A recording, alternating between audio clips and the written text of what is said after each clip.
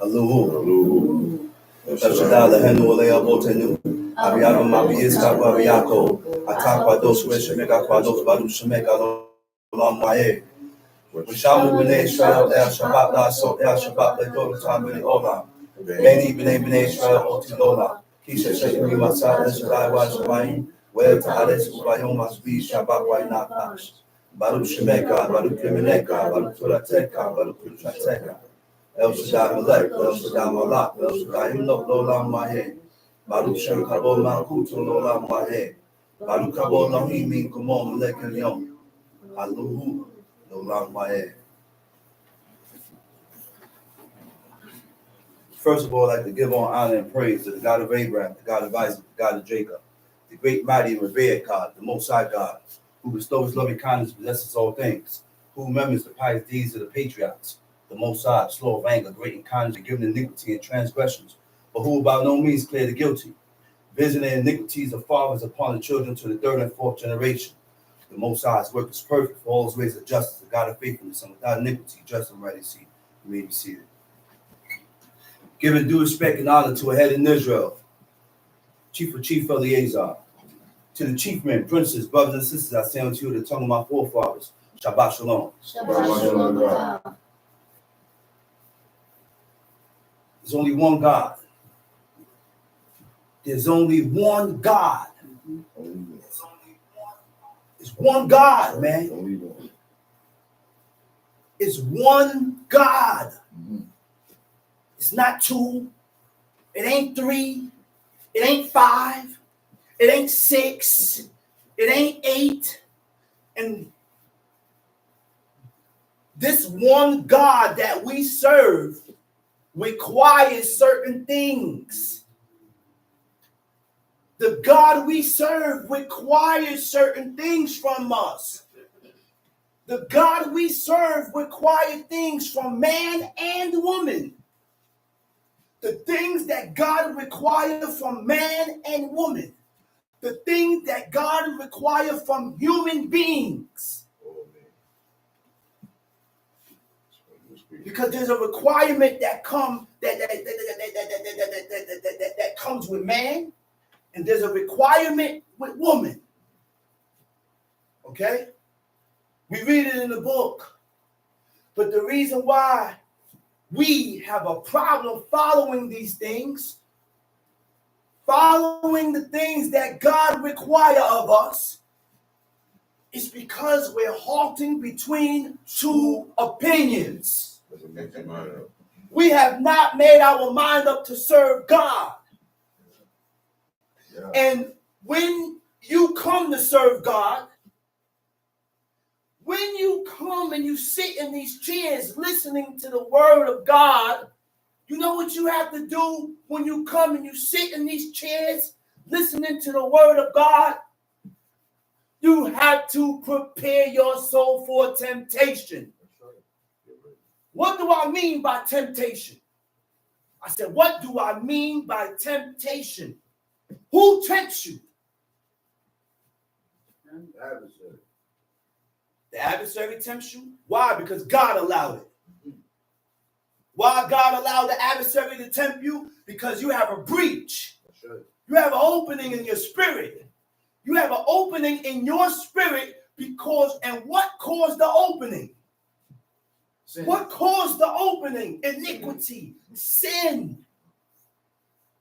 Of sin, iniquity means what? Offending God. When we sin, when we commit iniquity, we offend God. Now there goes the breach. The opening comes. Right? So when the opening happens in your spirit, it allows the adversary to tempt you. Which means, what happens when you're being tempted? When God allows you to be tempted by the external force? He starts conspiring and formulating ideas and opinions to get you away from serving God. To get you out of those seats. To get you away from these laws, commandments, and statutes. But we are so far away and we can't detect them. You see, when certain things happen, I about to look around, he's beyond there, he go far, he said, oh, that's him. He said, that's him. Trying to detour you and push you away from God, man. So now when we read the book, the Most High gave us tactics. He gave us certain tactics to fight this. One of the things that God said to do, and why did God say to do it? He said, talk about it. When you what? When you sit in the house, when you walk by the way, when you lie down, when you rise up. Deuteronomy 6:4. He said, talk about it when you sit in the house, when you walk by the way, when you lie down, when you rise up. Why? Why? Because you got to convince yourself. I can't convince you, man, that this God is real. No matter what proof I show you. No matter what I show you, man. And then when you try to show a person and they can't see it and they don't realize it, you get angry.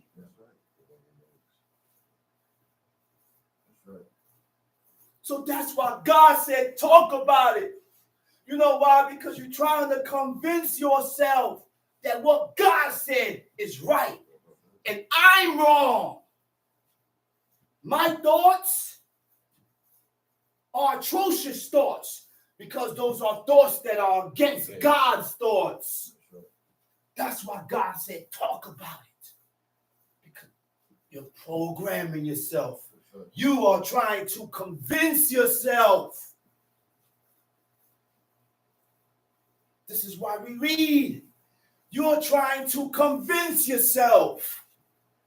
You don't read with a negative mindset. You can't read this book with a negative mindset because you're not going to accept it.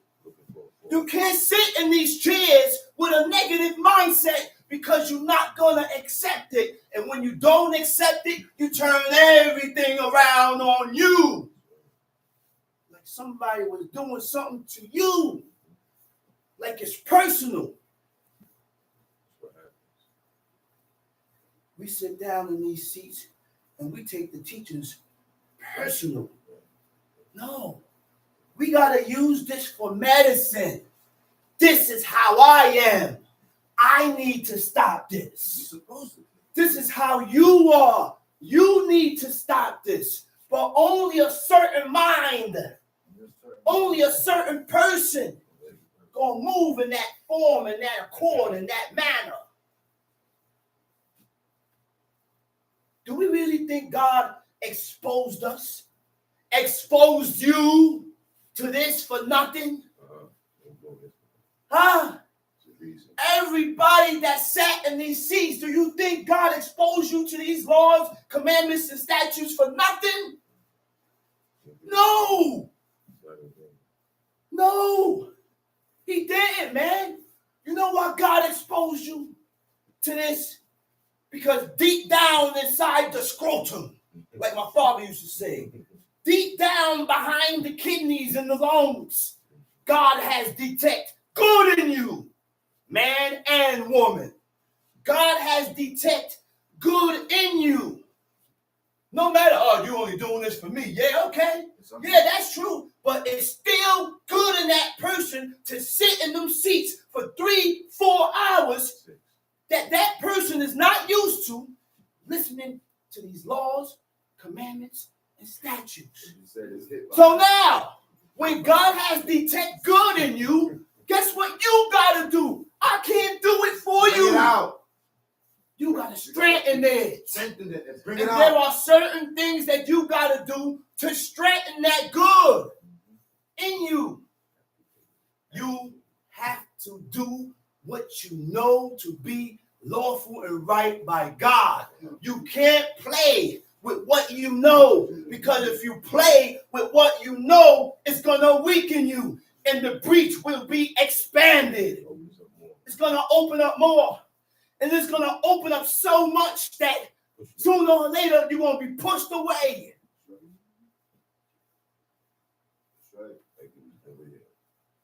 We got to fight. We have to fight. The entity don't want you sitting in these chairs. Huh? So you give in to your feelings and emotions that's detouring you away from God. That's our problem. Our feelings and our emotions are detouring us, causing us to move in the opposite direction, away from God.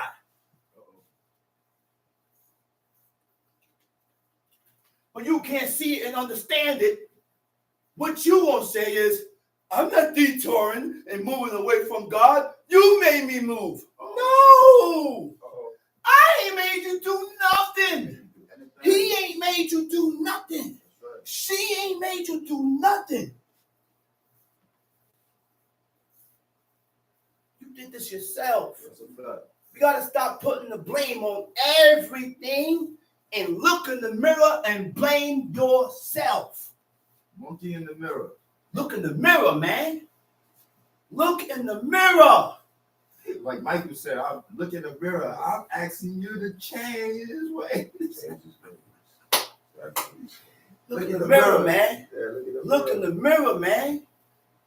Because listen, That's a fact. whoever don't turn to God before they death, you're done. Yeah. You better believe it. You better believe it. The object of the game is to turn towards God before you die. Yeah. This is it. Turn towards God before the coming and the dreadful day of the Lord. Huh? You know when is the coming dreadful day of the Lord? When you're in the hospital bed and you can't get up. You can't get out of there. And your health is depleting and depleting and depleting and depleting. God put you through this. Sometimes it's too late. Sometimes it's too late. Oh, when I get up, I'm going to serve God. It's too late. Because you don't went too far. You've gone too far into wickedness and debauchery and evil. It's better not to know than to know and go against. It's better not to know than to know and go against. That's right. That's right. Unless you don't know nothing. That's a fact. It's not a game, man. It's not a game. It's one God and one way to serve him. And one day we will find out. One day we're going to find out. When are you going to learn the grass ain't no greener than here? This is the greenest of the grass. This is the greenest. You think over there, over here, over there, every other way besides this is greener than here. You think that's what it is. But at the end, you're going to get laughed at. You're going to get laughed at, man. The worst thing to do is to walk away from God because it's harder for you to come back. It's harder for you to come back. You go out there and you delve into things that you stopped doing. It's harder for you to come back and sit in these seats, man. It's harder for you to come back. It's harder. That's why God said when you turn away, he said, seek him 10 times stronger. I got to come back like a ravenous wolf. That's the only way To you're going break to what? To break that spirit. That's the only way you're going to break it. You didn't break it before. To break that spirit. Yeah. We sit in these seats and don't want to break ourselves. Yeah. We want God to accept us the way we are. And the way you are, God is not going to accept. God accepts us one way. God is only going to accept us one way. The only way to find that out, we got to read this book and follow and fulfill what we read in this book to gain the attention and the recognition of God. To stay in favor with God. Let's go to Psalms 10.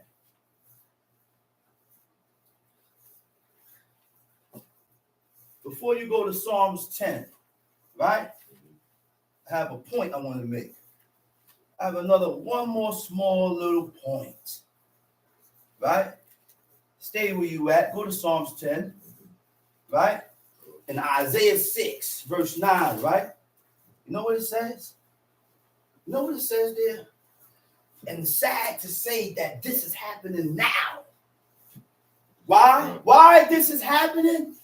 Because God tries the heart and the reins of man to see what you have in you, to see if you're able to serve God. Some people are able to serve God, so he reveals himself to them, but you, oh wicked and stubborn one, you won't strengthen it. You won't put forth no actions and no effort towards righteousness. So this is what God does to people now, does to you, right? It says, go and tell this people, hear ye indeed, but understand not. You hear it. I didn't explain to you 40 times, but you still don't understand. What part don't you understand about Adam and Eve? Why do you still conjure up opinions and thoughts about Adam and Eve when the book, which means you're going against what the book said? You still have different terminologies and different ideas that you can't get over. You still have your own point of view about certain things that you can't get over. So because you can't get over these point of views and your own terminologies, now God done put a block. He done blocked you and pushed you away so that when you hear it, you're not going to understand it. Well, think you do. You're going to think you understand it. You say, hear ye indeed, but understand not. Huh? See ye indeed, but perceive not. Make the heart of this people fat. That's the block. Make their ears heavy. And shut their eyes. Huh? You see what God is going to do to you when you stubborn up, when he show himself to you at the first, and you stubborn up, and you stubborn up, and you stubborn up, and you won't yield, and you won't give in, and you won't accept. Now God pushes you away. Okay? He says, shut their eyes, lest they see with their eyes, hear with their ears, and understand with their heart, and convert. You know what the word for convert is? It means to return. It means to return. See, I don't want them back. I don't need you to return now. Because when I showed you my laws, when I showed you my commandments, when I gave you my statutes, you didn't come. You didn't want it. So now I'm going to push you away. And when you hear it, you're not going to understand it. Yes, come on, Chuck. Huh? You're not going to be able to perceive it. Huh? That's what God is doing today now. Majority of the people and the inhabitants of the world today do not want to serve God. That's why they're blocked. They don't want to serve God. Yeah. Let's read Psalms 10.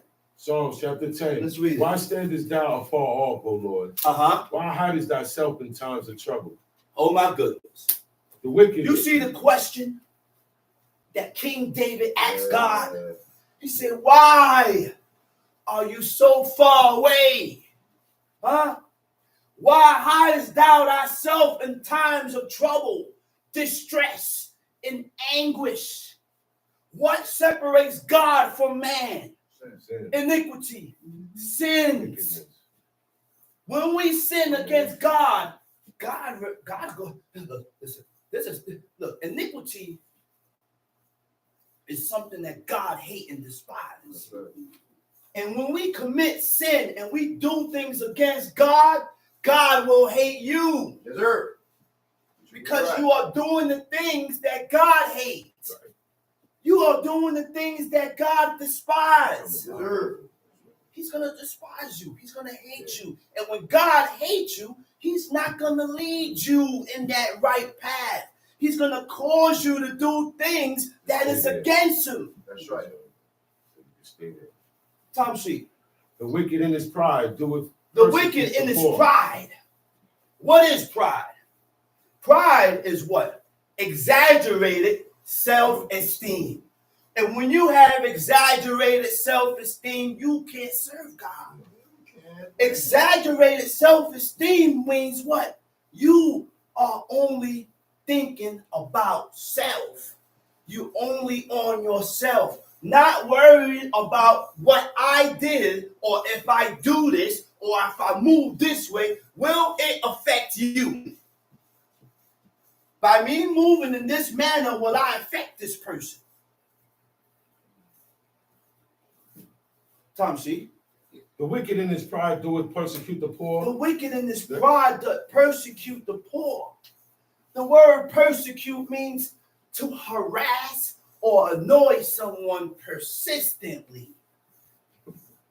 You're harassing and you're annoying the person constantly. The person is not paying you no mind, but you just continue. See, this book shows you the ways of wicked people. This book shows you the ways of good people.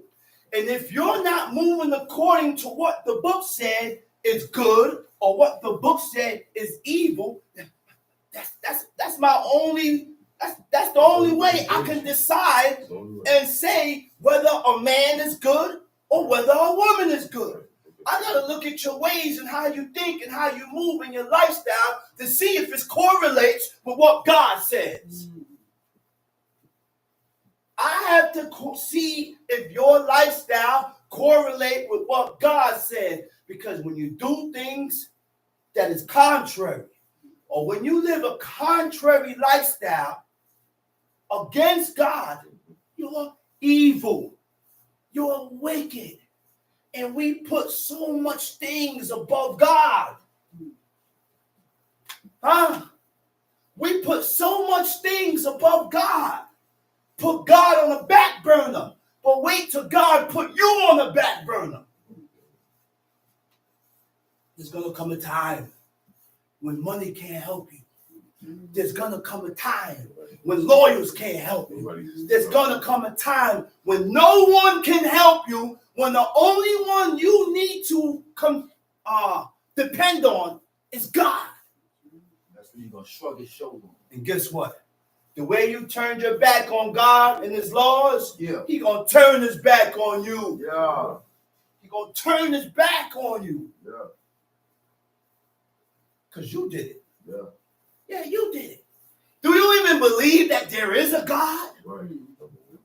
That's number one. Because that's supposed to trigger off some type of reaction or action or thoughts. Do you even believe that there is a God?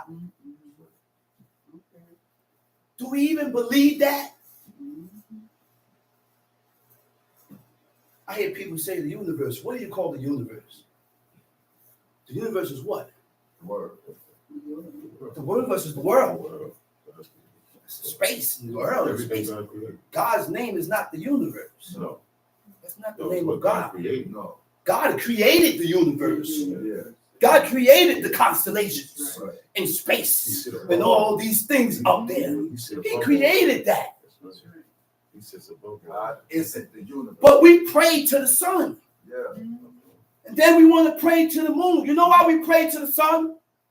Because in people's mind, they want to say that the wife and the feminine aspect of the heavens is the moon.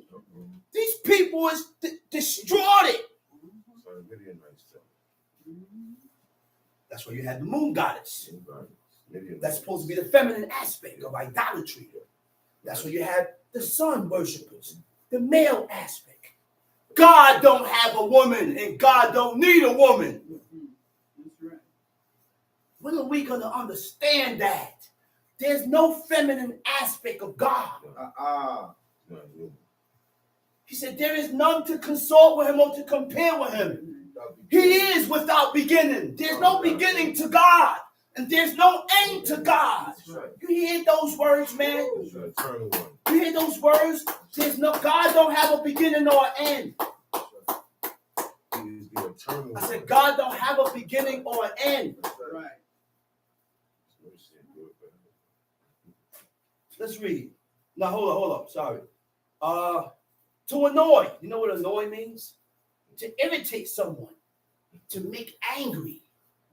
You know what irritating is? You know it bothers the person when you do it, but you still do it. What type of evil generation is this? What kind of generation are we living into? To do things to a person to irritate them, knowing that it irritates him or her, and you continue. That's when you know the good in you should allow you to refrain. The good that you have in you should allow you to refrain. Oh, I'm sorry. I apologize. That irritated you. You didn't like it. I apologize. I would never do that again. Because I don't want to irritate you. Much less your parents. Much less your parents. Your parents say shit, man, listen. Your parents say, yo, man, I don't like when you do this. Take heed. And pull away from what they said that they don't like. Because if you continue doing what your parents said that they don't like, you are irritating them. See, I come from an era where it ain't about the children. It ain't about children. It ain't about parents succumbing and pleasing the children. That's not what God said. And that's not godly. Okay? We have a duty to please our parents. Right? Saul. People talk bad about Saul. I don't know why. But Saul was a good man. He messed up a couple times. And you could name it on one hand. One part of the book where I read with Saul said, nah. He said, don't tell Jonathan. God, listen, man, godly. That's godliness. That's righteousness. He didn't have to do that. I said, he don't have to do that. Because he's a father. He's the head. And the honor and glorification is due to the father. But the godliness in Saul, you know what he told his men? He said, yo, man, he realized that Jonathan dug King David, man. Yo, those two guys, they dug each other, man. He said their soul was knit together. You know what knit together? You ever saw someone knit something together with yarn? You can't separate it. It's inseparable. His soul was knit together with Jonathan. King Saul realized, he said, don't tell Jonathan, lest his heart be grieved. Which means what? I don't want to grieve my son. I'm not going to do things to grieve my son. And in return, you don't do things to grieve me. In return, you don't do things to grieve me.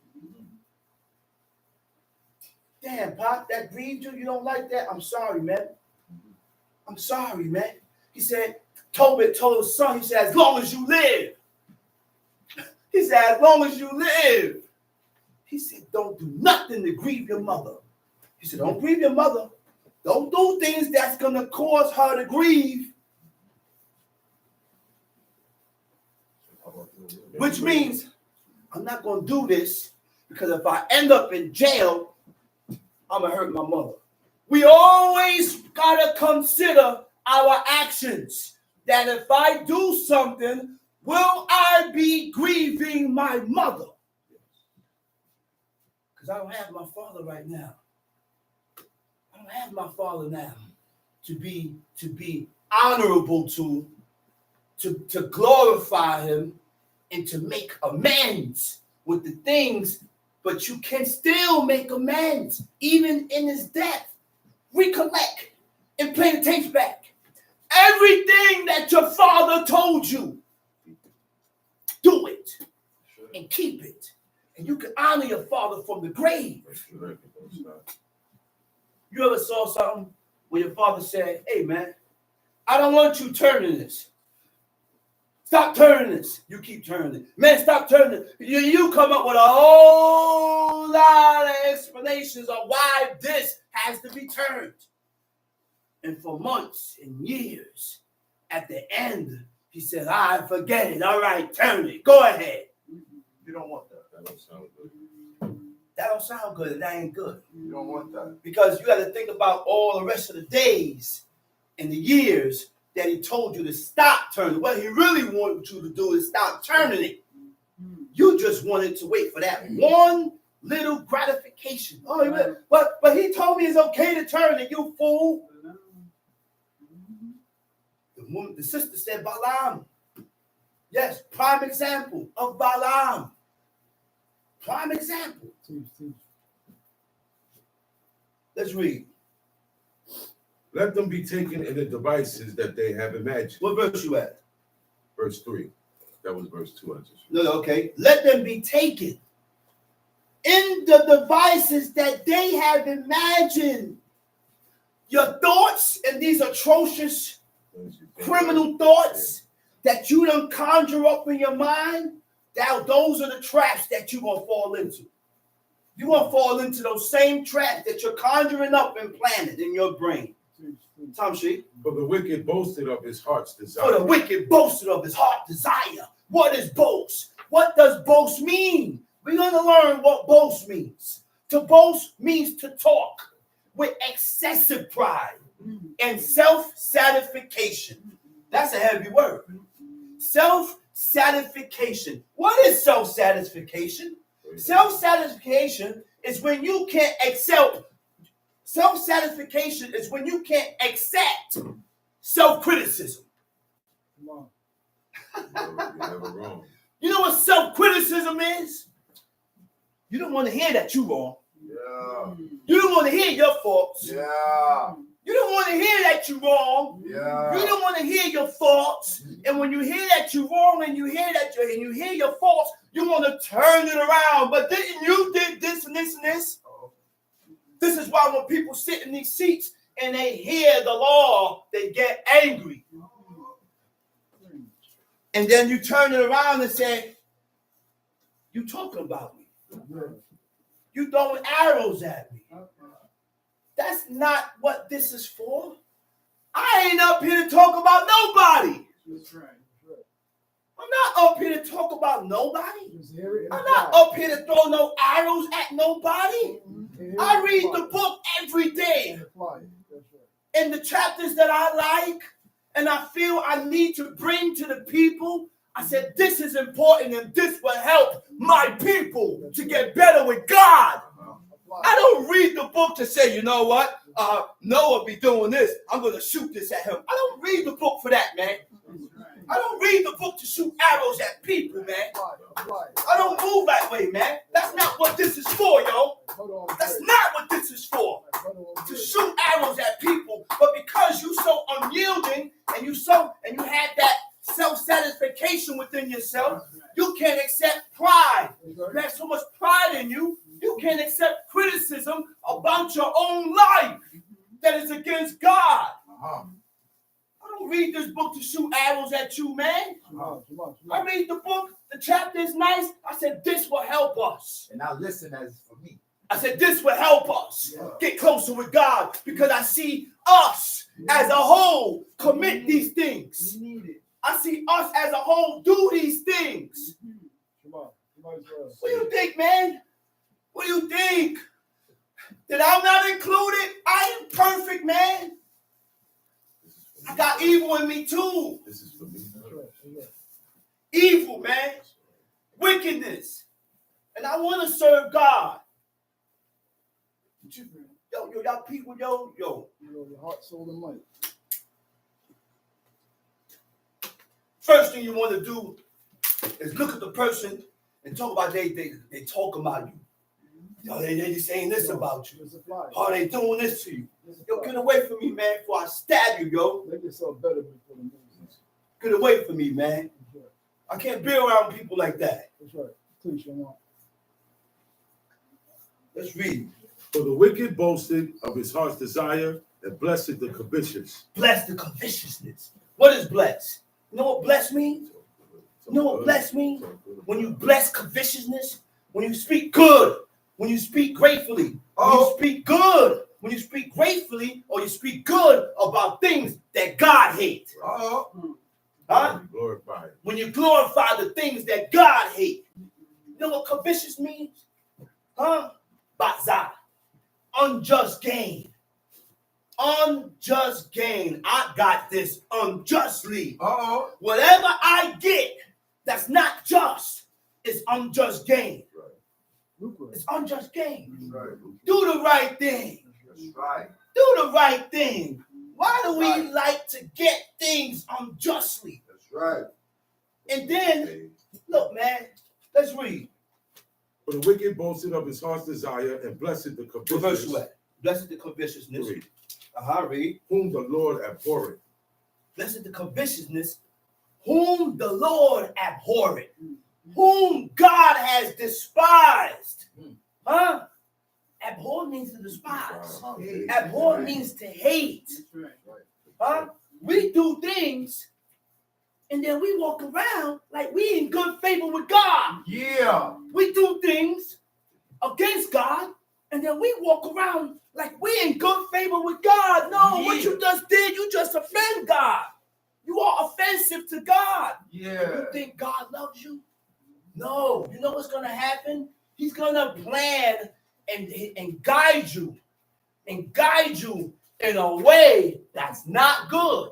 At the end of that road, Set you up. at the end of that road, there's an evil stored from you at the end. You may not see it now. A month later, 2 months later, 6 months later, oh yeah, 2 years. But at the end, because God give you a rope, a long enough rope to hang yourself, and He give you time to make repairs. Yeah, He give you time. Huh? He give you time to consider your ways. He give you time to consider your ways to return back to God. But when you don't return back in that time frame that God set for you, there's evil at the end. The guillotine. Then you're gonna let's read. Verse 4. The wicked, through the pride of his countenance. The wicked, Through the pride of his through countenance. the pride of his countenance, Will not seek after God. you ain't gonna inquire. You ain't gonna seek God. You ain't gonna seek God because you got too much pride in you. You know what seek means? To inquire. How do you seek God? By reading the book. You're not gonna find God nowhere else. You ain't gonna find God nowhere else. But in this book, here is where you find God. We don't have high priests, so stop calling yourself Kohens Yeah, stop. and Kohen Gadols. I ain't calling you. We don't have prophets, to reveal to us the word of God. The word of God is right here. We don't read it because I don't like what I read, and it doesn't coincide with your likings. It doesn't coincide with you. It doesn't coincide with your upbringing. That your wicked and evil parents. Yeah. Wicked and evil parents. Yes, we have wicked and evil parents that have raised us in a way that God hates. That's right. But God ain't seen fit. God ain't seen fit to show them. He seen fit to pass them. And he looked at you. He said, he said, let me show this guy here. Let me show this guy. Or let me show this woman. Because this woman or this guy here have good in them to serve me. So he skipped your parents. He skipped your brothers. He skipped all your sisters. And he only showed you. It ain't no coincidence why you're sitting in these chairs. That's right. That's right. Go to church and see how much you're going to learn. That's right. Go to church and see how much you're going to learn. You're going to learn the tricks and games.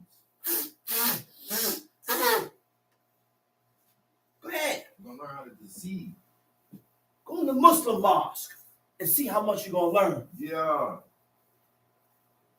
The word Allah comes from the word Allat, A-L-L-A-T. You know what that is? They had 360 gods, and they combined it and named it that. 360 gods. What in the world do you need with all these gods? Why do I need 360 gods? And they combined it in one.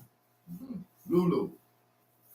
Muslims are restricted to stand and urinate. They have to sit down and pee like a woman. When my God said, he said, I am the eternal one. Yeah. Huh? He said, I am the eternal one. Yeah. He said, I'm one, and there is none else besides me. The only one. He said, there's none else except besides me or except me. It's only me. Isaiah 44. That's why they strengthen dominion. It's only me. The only one. Knowing this, we still can't see fit. You can't see it. You can't see it because we allow our emotions to push us away from God. That's what really does it. Sit down and think. Sit down and correct yourself and think. Did Mikhail did something that bad for me to run? What did this person do? Why did I leave? What is the reason why I left? Oh, because Mikhail said this and this and this. Oh, because this brother said this and this and this. I don't get it, man. I don't get it. I don't get it. Call him during the week and try Where to we- find it out. Man. Huh? Like a real brother. Oh, okay. That's right. Swallow your pride. The word Alat or Elat, right, has been used to refer to various goddesses in the ancient Near East, including the goddess Asherah, goddess of war, peace, combat, and prosperity. So Muslim is not the thing. It's not the thing. Christians, please, it's not the thing. But we lean towards that because the restrictions that God set, they don't have the same restrictions that God set. Oh, Being a Christian, you don't have to stay, you don't have to go to church. game. Huh? Being a Christian, you don't have laws, commandments, and statutes that you have to abide by. Huh? No dietary law. No diet, no none of that. Do what you want. Being a Muslim, they don't have laws in the Quran No. that restricts you from doing what you do. The references is the law. Huh? The only book that has restrictions is the God of Israel. That's right. God restricts you and tell you what to do. God restricts you and tell you what not to do. God restricts you and he tells you, if you do this, this gonna happen. Huh? The restrictions of God. If you do that, this gonna happen. The restrictions of God. If you do this, I'm gonna cut you off. If you do this, I'm gonna kill you. Yeah.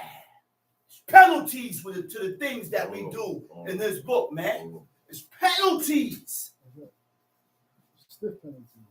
Stiff penalties. What verse we at? 4. The wicked, through the pride of his countenance, will not seek after God. Uh-huh. God is not in all his thoughts. Uh-huh. His ways are always grievous. Hold up.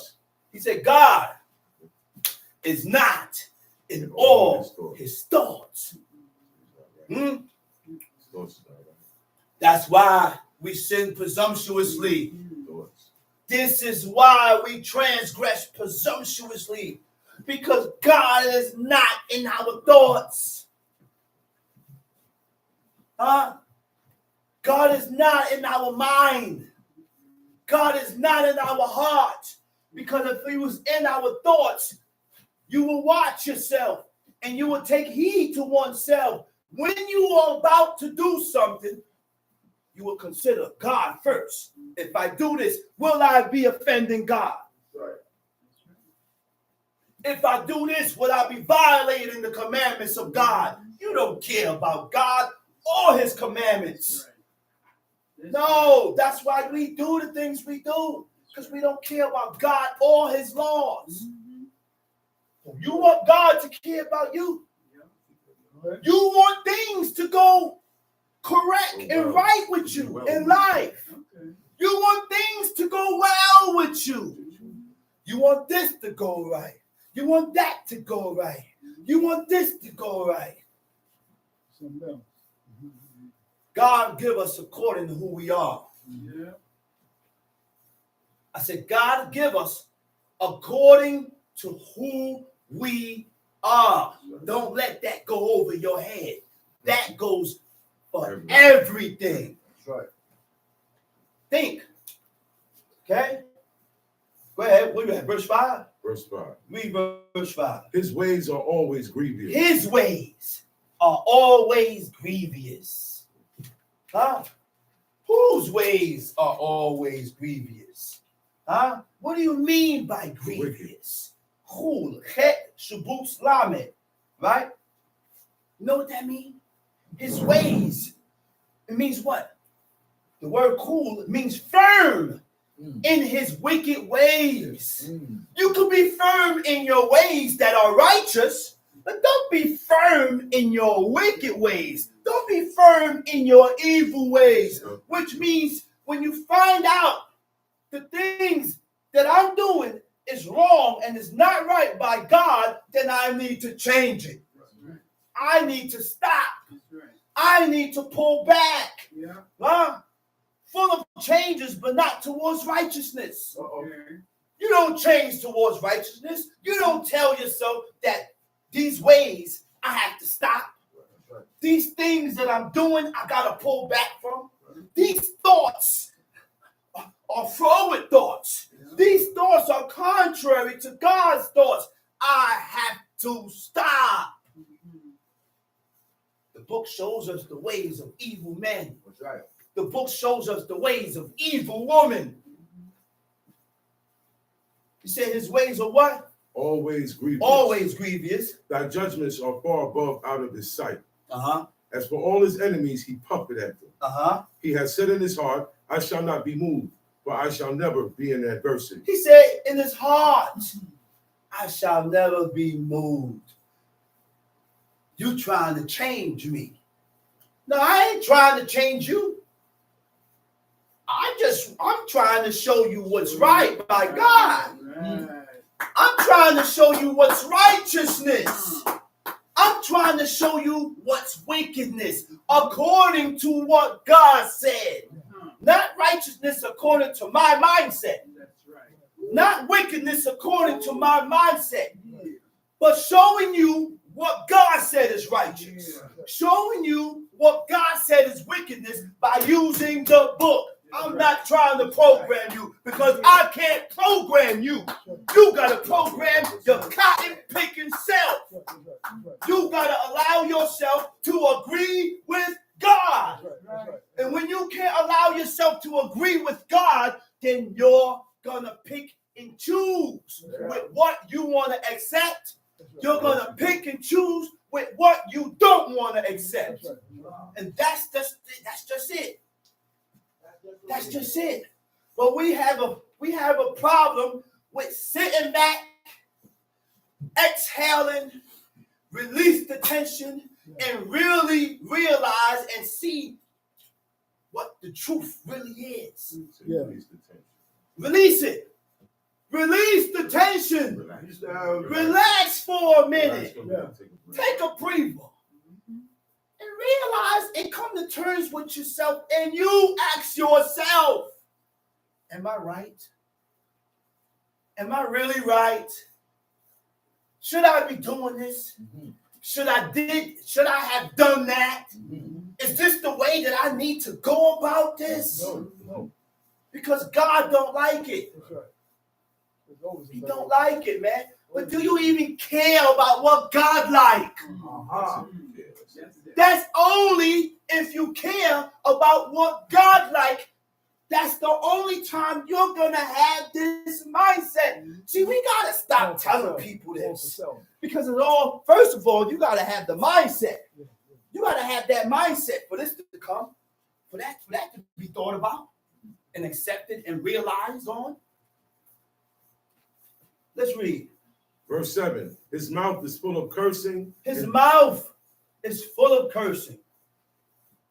Okay, go ahead. And deceit. Full of lies, full of deceit. And fraud. And fraud. You know what the word for fraud? Tau, ka. Oppression, violence, and injury. Don't you hear people like that?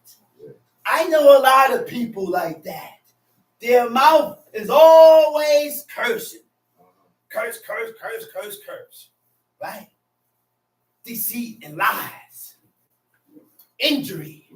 Or anything that you want. The person did this. The first thing you do is revert to violence. Oh, I'm going to strangle them.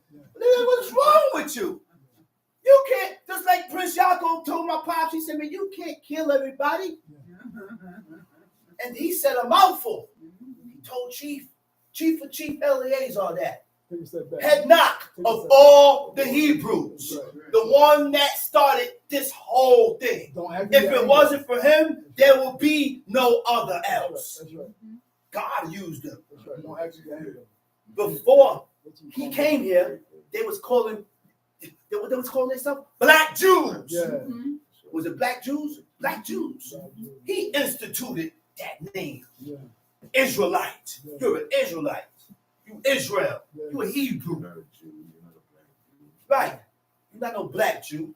And everybody had their faults. Ain't nobody perfect. He ain't perfect. And everybody had their faults. What are you looking for? Perfection? You're going to find faults. You're going to find faults. I'm going to find, there's going to come a time that I will find faults in you. What I'm going to do? Run? What I'm going to do? Kill you? That's for man and woman. I find faults in woman. What I'm going to do? Run after every fault. But the one fault that I have to run from is when you offend God. Right. That's the only fault that I won't stay with. That's right. That's a fact. A big stop, Doc. I gotta stand up for God. Y'all stand up for that one. I gotta stand up for the laws. I gotta stand up for His commandments. And I can't agree with that. Yeah. But you have other faults. You can't run from every fault and mishaps. You can't do that. Because you know why you can't run? Because right now, me and you and him, y'all are still in the what? Building stage. Building stage. When you're building a house and you run into a defective brick, you got to remove the brick and replace the brick with a whole brick. That's not marred or defective.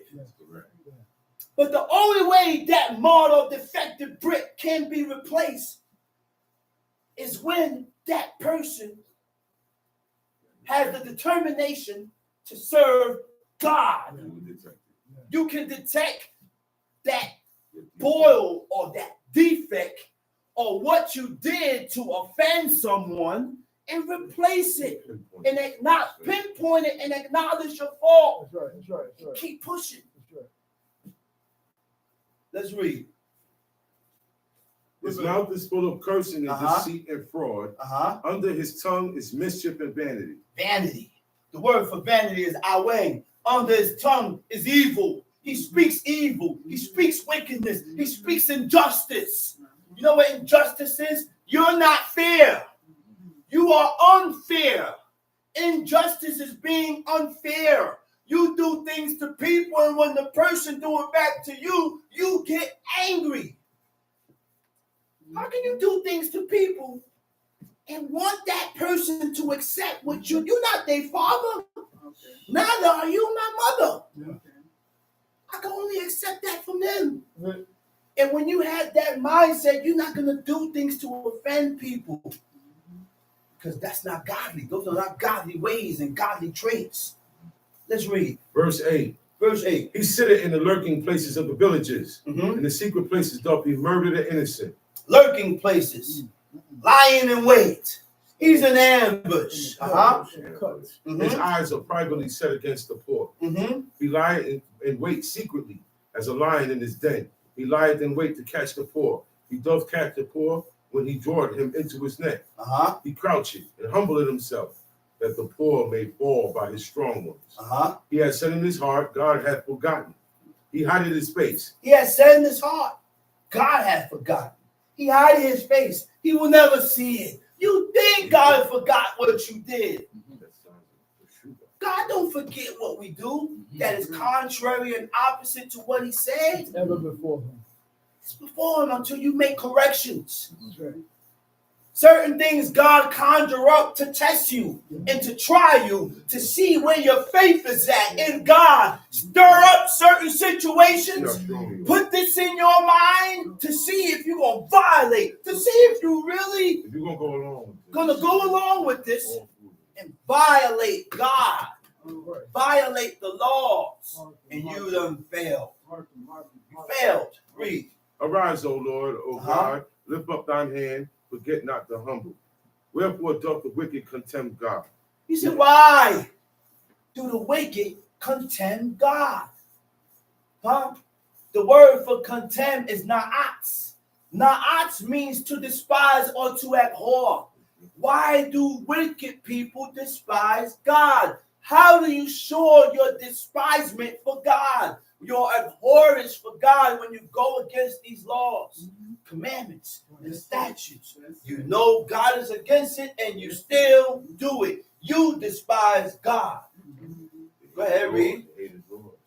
He hath said in his heart, thou wilt not require it. Uh-huh. Thou hast seen it, but thou beholdest mischief and spite, to requite it with thy hand. Hold up. He said, thou beholdest mischief and spite. Mischief is trouble. Spite. The word for spite is ka'as. Right? Ka'as means provocation. Actions or speech that makes someone annoyed or angry, especially deliberately. I did this because I wanted to make you angry. Spitefully. I did it spitefully. I did this to urge you, to be a thorn on your side. Samshi. The poor committed himself unto thee. Thou art the helper of the fatherless. All right, now to requite means to what? To make appropriate return for a wrongdoing. Right? Wrongdoing, favor, for service, or good. Right? Samshi. Thou art the helper of the fatherless. Break down the arm of the wicked and the evil man. Uh-huh. Seek out his wickedness till thou find none. Uh-huh. The Lord is king forever and ever. King forever and ever. Leolam. Samshi. The heathen are perished out of his land. Uh-huh. Lord, thou hast heard the desire of the humble. Thou wilt prepare their heart. Hold that right there. He said, oh Lord, thou hast heard the desire of the humble. Thou will prepare their heart. After this, we go to Deuteronomy 4. You can go to Deuteronomy 4 now. After this, I'm going right in. What does prepare means? Right? The word prepare is takim. Tau, kaf, yod, nun, sofi. Okay? The root word for takim is kun, kaf, shabuts, nun. It means to be firm, stable, and established. And my father always taught me, don't always think you know the definition of words. Always have you a good dictionary to look up words so that you can really get to the bottom of what this word means, so that you can really know what you're doing that you need to stop or what you need to do. Firm, right, means what? Unlikely to change. Right. right? Unyielding, Not budget. not budget. Resilient, It's majority. right? Comes back. Now, when you're unlikely to change, you got to change towards righteousness. That's the only change. Unlikely to change from righteousness. But when you're evil and contrary to God, you have to change. You cannot remain the same. When you come to serve this God, you cannot remain the same way. Right? Unlikely to change, unyielding, cannot be swayed. Unyielding means you cannot be swayed from that which is lawful right. Unyielding means they have strong fixed ideas about something and are unlikely to change their mind. Mind is made up.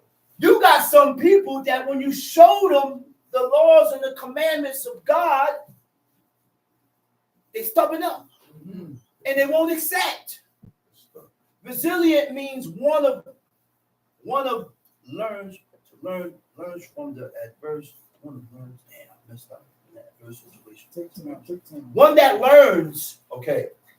One that learns from the adverse situation they experience and able to see the positive side of things. Huh? That's heavy, man. That's heavy because Not everybody. we as a people tend to just focus on the negative. Or bad. But in that whole situation, you trying to tell me that you can't see the positive side? Is it 100% negative? And that's why people run. That's why people leave. Because they're only looking at the negative side of situations. When certain situations come up, they only see the negative. Can you see anything positive in that situation? And when you can do that, then you will have second thoughts on separating yourself. You won't just be so quick to dodge out the window. Right. Because the goal is higher. Okay? All right? Stable. Firmly established. Steadfast. Not changing or fluctuating. Fluctuating means what? Up and down. Today I'm like this, tomorrow I'm like that. Wishy-washy. Up and down. In and out. What is steadfast? Unwavering. Person that is convinced that what they are doing is right and refuse to change or give up. That's steadfastness. What is established? Set up on a firm, permanent basis to achieve permanent acceptance and recognition from God. Permanent. Huh? That's when you are established. You can receive permanent acceptance and God is able to recognize you Sure. by your lifestyle, the things that we are doing Sure. that is holy and righteous. But you Living in convince yourself. righteousness. You convince yourself. It's right. That's right. Deuteronomy 4. That's right. Now therefore hearken, O Israel, unto the statutes and unto the judgments which I teach you for to do them, that ye may live and go in and possess the land which the Lord God of your fathers giveth you. Okay. Now, read. Go ahead. Read that. Now read that over. Read it over. Yes, please. Verse 1. Uh-huh. Now therefore hearken, O Israel, unto the statutes and unto the judgments which I teach you. Therefore, hearken, O Israel. Yeah, Hearken, O Israel, yeah. unto the statutes, unto the judgments, which I teach you. Right? Mhm. To teach. When you're teaching, is only instructions. Means to instruct Right. by precepts, Sort it out. examples, or experience. Huh?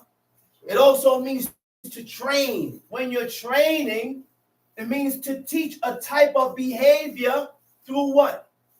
Practice and instructions over a long period of time. Same routine for decades. It takes time to grasp this. You're not going to grasp this being in and out. This is a training.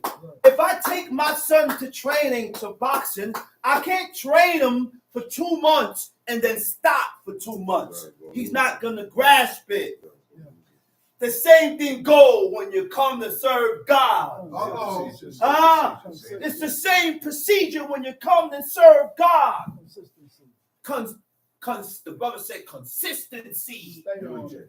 Consistency and diligence in serving God. That's the only way you will understand it. That's the only way it will grow on you. It will become a part of you.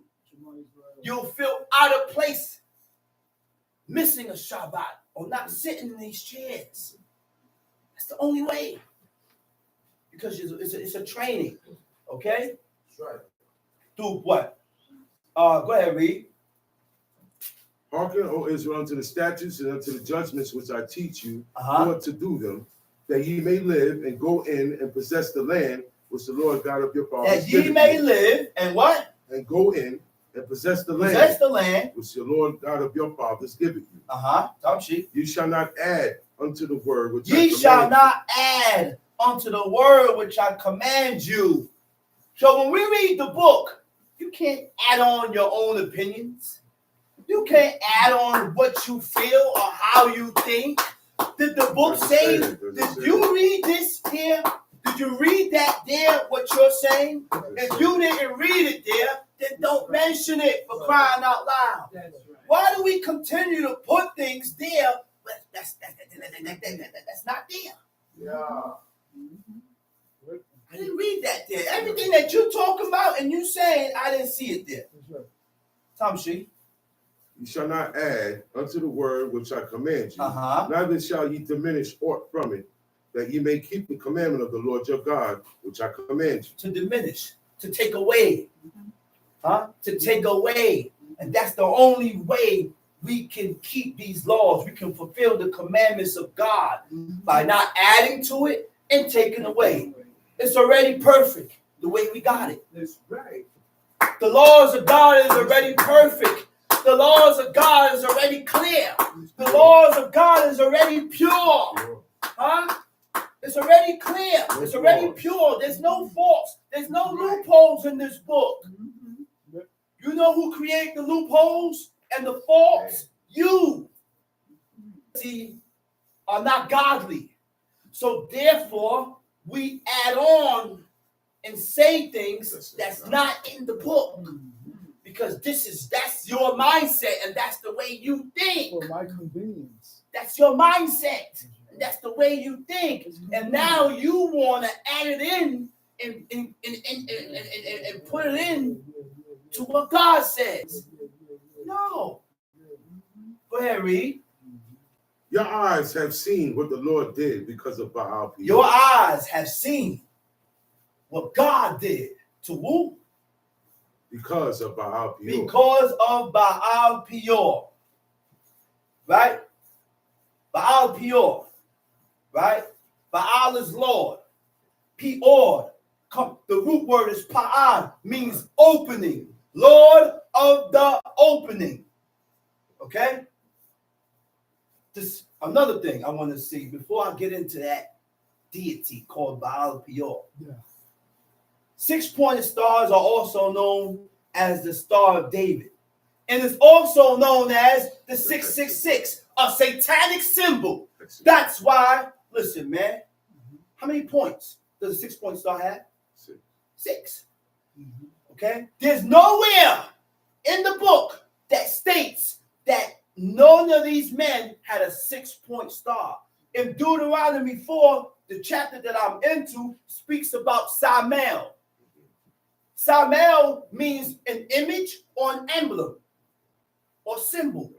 Nowhere in the book they said, look, you didn't read that in here. 5-point stars and 6-point stars are demonic symbols. Say it again, John. 100%. One star is used to conjure up and to bring in spirits, to invoke spirits, and one, you need the other one to send them back. That's right. When you bring them in, you better you're able to send that spirit, that evil spirit back, That's right. people think it's not real.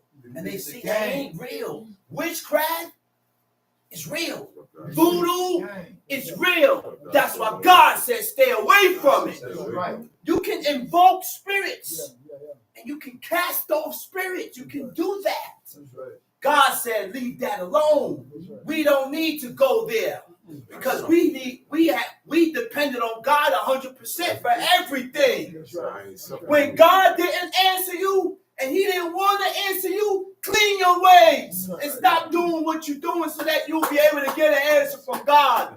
Don't seek the enchanter. Don't seek the witch to get an answer from God. No. No. Baal Peor, right? Baal is an idol god, worshipped in many ancient Middle Eastern communities, especially the Canaanites, a fertility deity. Peor, an idol of the Moabites in whose worships females prostituted themselves. Okay? The worship of Baal Peor, Lord of the opening, right? Peor, root word means pa'ad, open wide, the cleft or the gap. You know what that is? That's the woman's I'm gonna say that, but private part. Yeah. All right, opening, right? Private part. In ancient times, Baal was considered a sun god. The cleft or the opening to which Peor referred was the woman's private part. The counterpart of Baal was the goddess Ashtoreth, the female principle. The temple of Baal was a wooden pole. Does that strike a wooden pole? The stripper's pole. That was a symbol that was of old. That represents that. That was an ancient custom to have that pole. But that pole, they didn't dance up and down that pole. No. The pole was a wooden pole, engraved and carved in there was deities and It was idols. sacred to them. It was sacred to them. The sacred pole. Now we go into clubs where they have stripping poles where women do tricks and jump all over it and slide down the pole. People have it in their But house. people don't know the origin of these poles goes into Baal Peor worship. Okay? Baal Peor worship. Okay, where was that? He said was a wooden pole. It's, in parentheses, it's a Asherah, with the carvings of a female goddess, either in it or next to it. In this way, the female principle, which is Asherah or Ashtoreth, a male principle Baal, was represented, while all sexual immoralities gives homage to Baal. So when you go in the blue room with your woman and you freaking out, you are doing immoral sexual acts, and that is in honor to Baal. You're worshiping Baal with these acts. Okay? He said worship of Baal Peor was most obscene.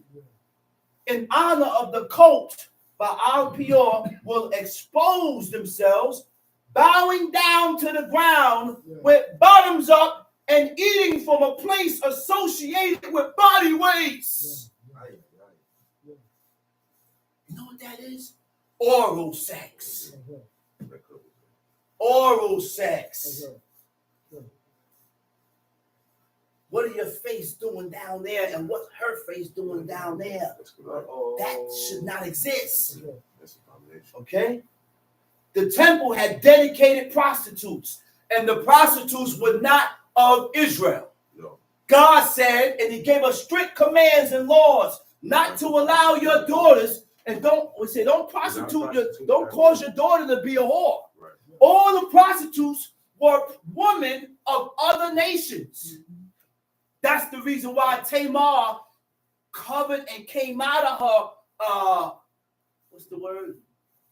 When she got divorced, she's a widow apparel. She came out of her widow apparel and she covered herself with a veil wrapped herself in a sari, and she sat in an open place, and she waited for one man. Her mentality and why she did that was to raise up seed for her dead husband. She not thinking about, oh, that's nasty. No, her first thought was God. Her first thought was to please God. That's not our first thought. We always talking about to please ourselves. We always talking about to satisfy ourselves. But what about satisfying God? What about pleasing God? What about if I did this, will I offend God? That's right. What about if I did this, will I offend my parents? Yeah, man. What about if I did this, will I offend my man? Yeah, man. I want to make him feel that way. I care about his feelings. I care about if I do this, will it hurt him? Why? Because he care if he hurt you. He care if he did this, and this, will I hurt you? But in return, it ain't mutual. The parents care if they offend the child, but you don't care if you offend your parents. You don't care if you offend God. So when God hurt you, accept it. When God come at you, accept it. The temple had dedicated prostitutes and worshipers ate from their cleft in order to commune with Baal Peor. They had to do immoral sex acts to commune to this deity. Female and male prostitutes participated in this worship, glorifying the female principle. Whether the man did the act or had it done to him, he had to sacrifice his manhood to join the act. You know what sacrificing your manhood is? You know what sacrificing your manhood is? He effeminized himself. This brought glory to Baal Peor worshippers by debasing himself physically and spiritually before the cleft. A stripper pole is a reenactment of the sexual rites of Baal worship. You are initiated into the worship of Baal Peor by committing the acts of oral sex, lesbianism, and homosexuality. So when I say, or when we say, or when people say they're against that, that's because God is against it. I can't accept lesbianism. God don't accept it. I can't accept homosexuality because God is accepted. Don't accept it. I can't accept nothing that God don't accept. Right. Nothing. Yeah, we can't be friends. The world accepted God. That's right. Let's read. God don't. What verse we at? Verse 3, I think. Verse 3. Your eyes have seen what the Lord did because of Baal Peor. For all the men that followed Baal Peor, the Lord thy God had destroyed them from among you. I just showed you the ways of following Baal Peor. And this is what's keeping the people away from God. Because of you committing these immoral sex acts, you can't serve God doing that. Yeah. To follow, akhed or akhare, means to go after. To go after, subsequent to, and in view of, to resemble, in accordance with, right? In view of, you had the same view as this one. Your opinions is the same as this one. In accordance with means to agree with. To resemble means to be like, unto, or similar to. You should. There's no way we supposed to be resembling these people. Why? Because God gave us a law to differentiate us from the people that we live amongst. Right. We are supposed to be different. Right. What you do, I don't do. That's right. How you move, I don't move. That's right. How you think, I don't think. Because God is against the way you move. Yeah. God is against your actions and the way you think. Against those views. But guess what? We succumb to the world. That's right. Uh-oh. We agree. That's right.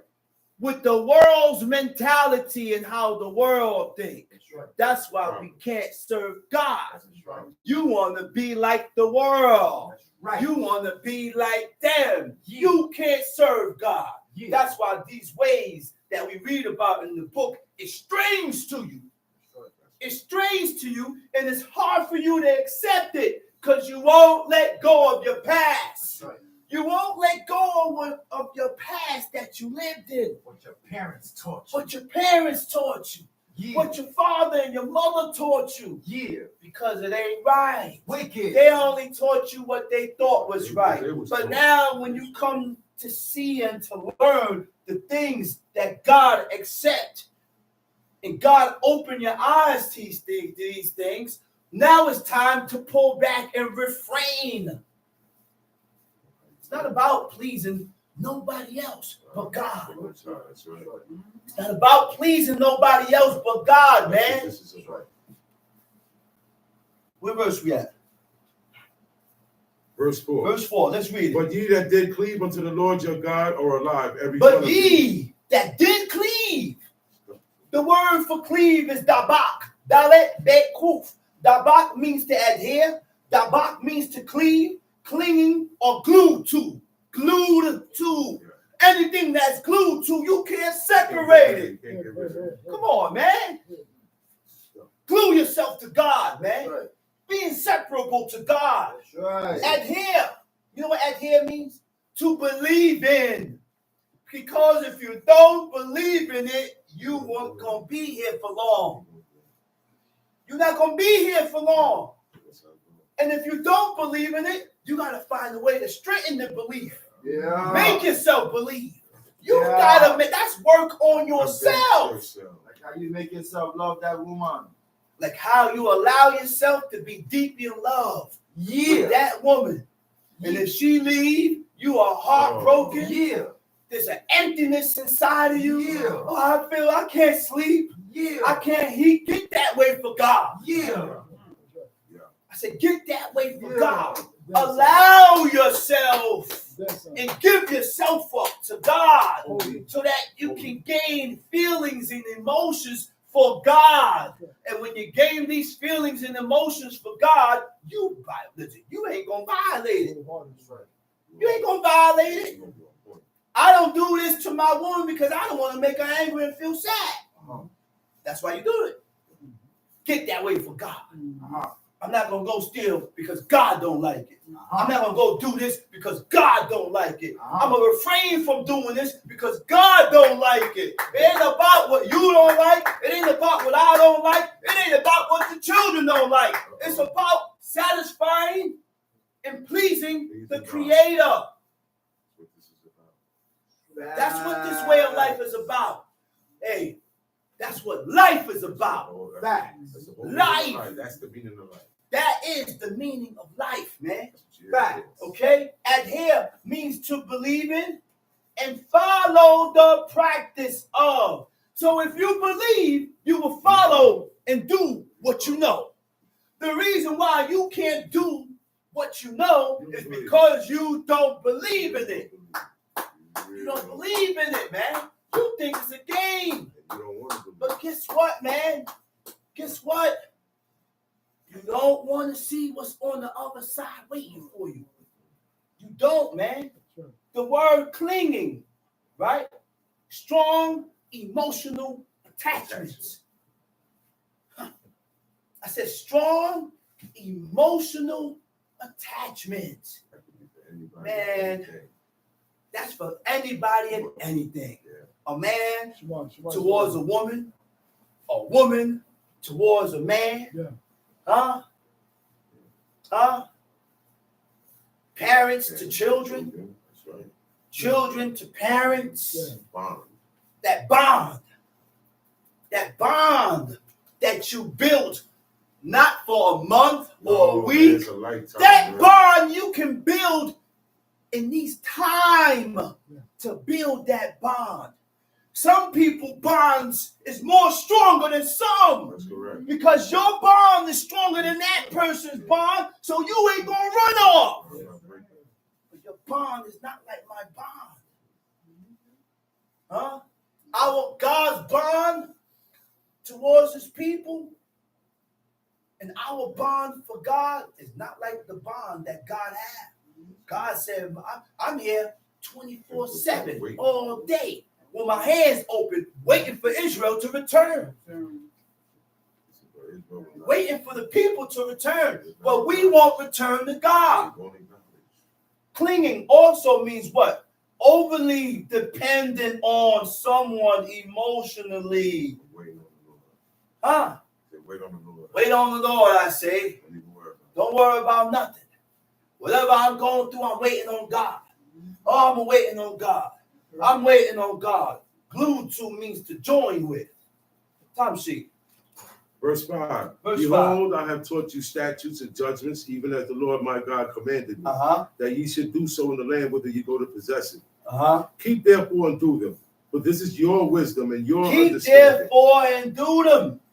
Because what? This is your wisdom This is my wisdom and your understanding and your in understanding the sight of the in nation, the sight of the nations. which shall hear all these statutes and say, surely this great nation is a wise and understanding people. That's right.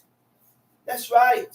Tom sheet. For what nation is there so great who hath God so nigh unto There them? was no nation. Nobody. The Canaanites, none of them 7 nations, the Philistines, none of them had a God that was so close. They didn't know God. None of them had a God that was so close to them. But Israel. But Israel, we didn't need a king. No. We didn't need no king. We had God. We didn't need no king. We had God. But we always wanted to follow after the nations. We always wanted to follow after the people. Biggest problem. Look like them, dress like them, have the same mentality, have the same thoughts, move the same. Man and woman, man. Man and woman. Read. For what nation is there so great who hath God so nigh unto them, as the Lord our God is in all things that we call upon him for? And what nation is there so great that hath statutes and judgments so righteous as all this law, which I set before you this day? No nation. No nation. Go and search. Go and search and look and see if you're gonna ever find anything like this. No. You're not gonna find it. It's not there. That's right. Go ahead, read. Only take heed to thyself. Only take heed to yourself. and To keep- take heed means what? To pay attention to Yeah. something Be and aware, be man. careful. Listen, Be aware. when you're paying attention to yourself, you have to be careful about it. Yeah. Be careful about what you're looking at within oneself. And when you're careful about searching yourself, you're able to detect your faults. That's why God said, make sure you're careful about oneself when you're paying attention to self. Then and only then you are able to detect your faults Incorrect. and the things and correct it. You'll be able to detect what you did and correct it. You'll be able to detect what you did and correct yourself. Sure.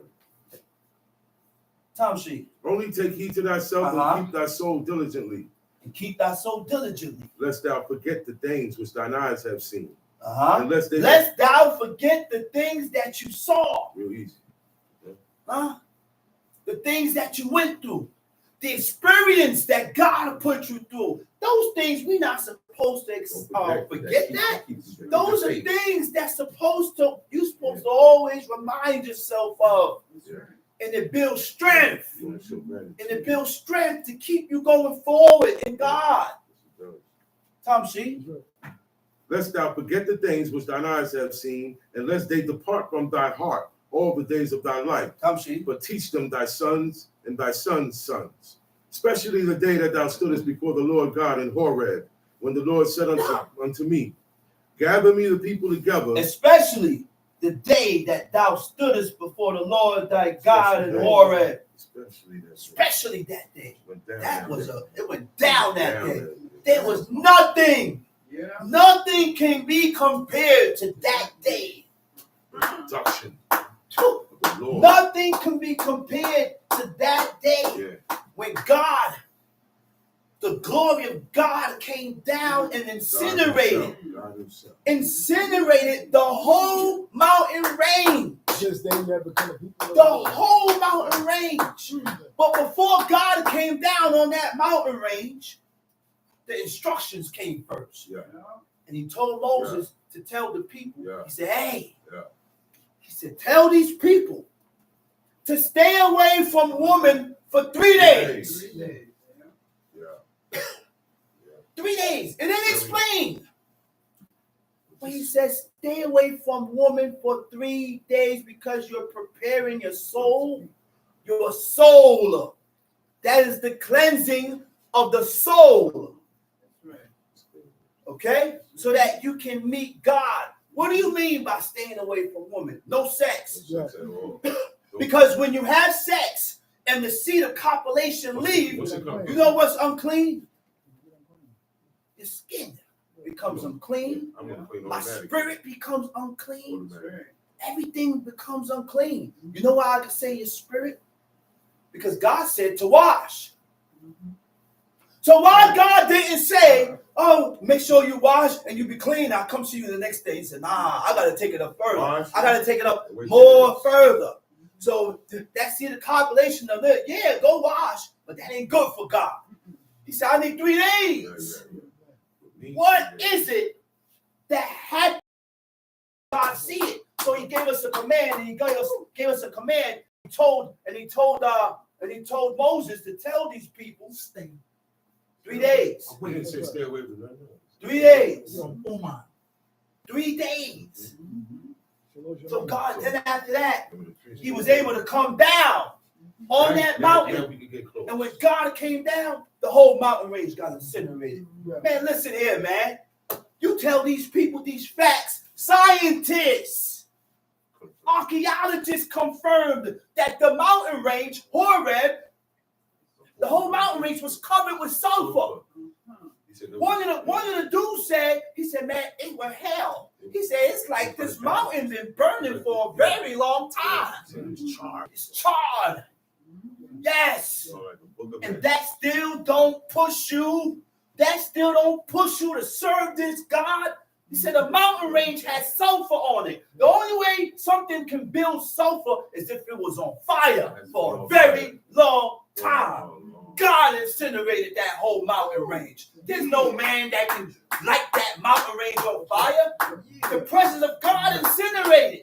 Then the people heard the voice of God coming out of the fire. Huh? In certain history books, that's why they had the fire god. That's why they had a god called Molech, the fire god, where they would have a deity with open arms. In the middle is a cauldron where they would take their babies and throw them in the fire to sacrifice their babies to Molech, which is the fire god, which is the sun. Let's read. Gather me the people together. Where we at? Verse 10. Go ahead, let's read it. Especially the day that thou stoodest before the Lord God in Horeb, when the Lord said unto me, gather the people together, and I will make them hear my words, that they may learn to fear me all the days that they shall live upon the earth. Why? That's why God did that. All the days. He said, man, you know what? I have to do something drastic. Huh? He said, I got to do something drastic. Make an impact. I got to make an impact on these people's minds. Instill fear. I got to instill fear in these people's minds. Amen. I'm scared. Amen. And when God do that for a person, he's really digging that person. He wants you to win. He wants you to win. Forget about what we read in here. If God do that for a person, he's really digging you, man. Why would you have a dream? Why would you have a dream that you're in a stadium full of people? In the middle of the stadium is a large pulpit. Below that pulpit is a pit. The person name is called. One person leave off the stadium. The goon come, pick up the person and throw him down in the pit. Then the man that's watching this, he asked the person, why are you doing this to the people? And he get a response and he said, thus shall it be done to all that die in their iniquities. That person is in favor with God. Gave him the answer. That person is in favor with God. That's right. Father, Why else would this person be sitting in court with his wife? And in his right ear, he's told to, when the judge get his eyes off of you, when the judge take his eyes off of you, get up and leave. Yeah. The only one that heard that was him. He turned around and looked to his wife and said, you heard that? She said, no, his wife ain't hear that. It was only for him. The judge went sleepy, dropped his head. The people in the courtroom went sleepy, dropped their head. Froze. The bailiff with the corpse, they clap, they stop, frozen. In time, nigga. The person look around. He said, yo. He said, Isha. He said, Isha. He said, let's get up. He said, let's go. She said, no, they're watching us. He said, don't worry, let's go.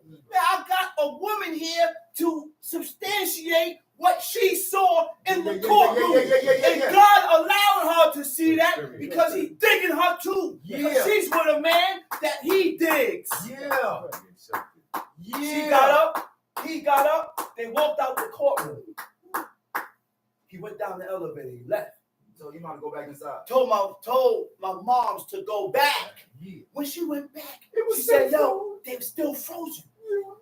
When I sat down, that's when the judge picked his head up. He said, where's the man that was sitting right there? Everybody confounded everybody. They're looking on the He benches. must have said he went to the bathroom. Yeah, The bailiff said, looking Your Honor, everywhere. ain't He nobody- didn't pass ain't here. Nobody passed me, Your Honor. Yes, he did. He was frozen. God froze you. It was a time in their life they can't. Why I say that? Those couple of minutes. Because Why I that's say that? Why I'm saying that is because when God do things like that for you, It was favor, man. you are in great favor of God. Totally accepted you. That's right. He totally accepted you. He will let you get favor. Okay, let's read. And that's why God did what he did for the nation. Came Same down way, on that same mountain to instill fear in them. Spoke to them through the fire to instill fear in them. Awesome. While God's presence came down on that mountain, you know what was going on with the mountain? It became separate from the ground and started skipping. Come on, man. Let's read. And ye came near and stood under the mountain. And the mountain burned up with fire into the midst of heaven, with darkness, clouds, and thick darkness. And the Lord spake unto you out of the midst of Wait. fire. Darkness what? And he came there and stood under the mountain, And the mountain burned with fire, unto the midst of heaven, unto the midst of heaven, with darkness, darkness, clouds, clouds. and thick darkness. You ain't gonna see through that. See nothing. But the glory of God is in there. You can't see your hand. You ain't gonna see through that. You ain't seeing nothing. Let's read. And the Lord spake unto you out of the midst of the fire. Let's read. Ye heard the voice of the words, or saw no similitude. You heard the voice of God. There's a reason why. These people heard the voice of God, but they didn't didn't see of They similitude. didn't see a They didn't shade. see how God They looked. didn't see no They detail. couldn't see what God looked like. The only one that was able to see the appearance of God was Moses. Only one. That's why God took him. Listen, man. Listen, man. He said, I am that I am. I will be that I will be. And this is why at one point in time in history where God can make himself visible and he'll pick you up, put you somewhere, and you'll see his back parts. Then there's another time when the glory of God could come down in a thick cloud and his appearance and his glory is in that cloud. He's a God. He can change and anything he wants to be. I am that I am. Huh? He's everywhere at the same So time. at one point in time, God told the high priest, he said, man, don't walk up in here at any time you feel like it. That is the Holy of Holies. Yeah. And in the Holy of Holies, you have the mercy seat. In the Holies of Holies, you got two cherubs on each side, bowing down towards the seat. And guess what? Guess who's in that small little Small mercy space, seat? couple of inches. Ah, the glory of God. He said, before you come in here, he said, make a smoke, a thick smoke, so that when you come in here to do your service, you don't see me and die because I'm going to kill you. He said, as a matter of fact, pull a pomegranate in the bell on the hem of your robe, so that when you walk in here, I can hear you coming. You're not going to be sneaking up on me, sir. No light feet. Don't come in here sneaking up on me. But that's the God we serve, man. That's the God we serve. Man, when are we going to see it, man? When are we going to see this, man? Sometimes, hey, it ain't for you to see it. You want the person to see it, but it ain't for them. It's not for them. Let's read. He heard the voice of What the verse you words. Middle of 12. Let's read it. Ye heard the voice of the words, but saw no similitude. Only ye heard a voice. That's right. Let's And he read it. declared unto you his covenant. He declared unto you his covenant. He declared unto you his agreement. He declared unto you what he accepts. This is the deal. This is the deal of all this. Let's read it. Which he commanded you to perform. Which he commanded you to perform and fulfill. Let's read. Even 10 commandments. Even 10 commandments. And he wrote them upon 2 tables And of he stone. wrote them on 2 tables of stones. And the Lord commanded me at that time to teach you statutes and judgments, Statutes, judgments. that he might do them in the land whether ye go over to possess it. When we left out the wilderness to go into Jerusalem, this was the whole training grounds. This was the grounds of training. Filter and train. Training. Right. Proven and test. Whose word?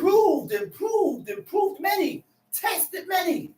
That's why we went through this. Right? Go ahead, read.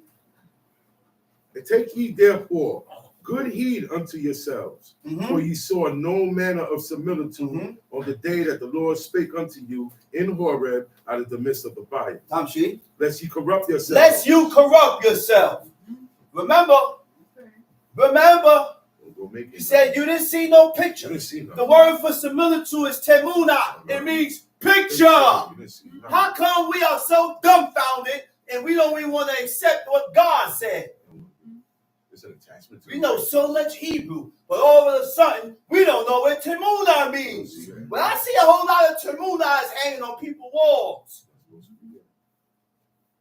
So lest you corrupt yourself. The word corrupt is shakat. Shakat means to destroy. Shakat means to decay. Shakat means to ruin. Shakat means to pervert. Somebody asked me, why do I continue to teach like this? Why are you so angry? Is there any other? Look, I'm not angry. I had somebody in the camp. Ask me that. No, I'm not angry. I'm just. It's the zeal. It's a fire. It's the zeal, man. We need. And right now, it ain't the time for me to be telling the people that they're blessed because we're not. Nah, it's serious. We are in bad shape with God, man. Bad shape. I'm in bad shape, and all I see is your anger in your message, Johnny. We in bad shape with God. That's what you worried about. Hey, listen here. Listen here. I'm in bad shape with God. Yes, I am. I am in bad shape with God. We are in bad shape with God. And if we don't, we can't. Listen, it's a limit. And there's a time schedule where God give us a time to correct ourselves with God. And if we don't correct ourselves, come on, man. Come on, man. Come on, man. He said, lest you corrupt yourself.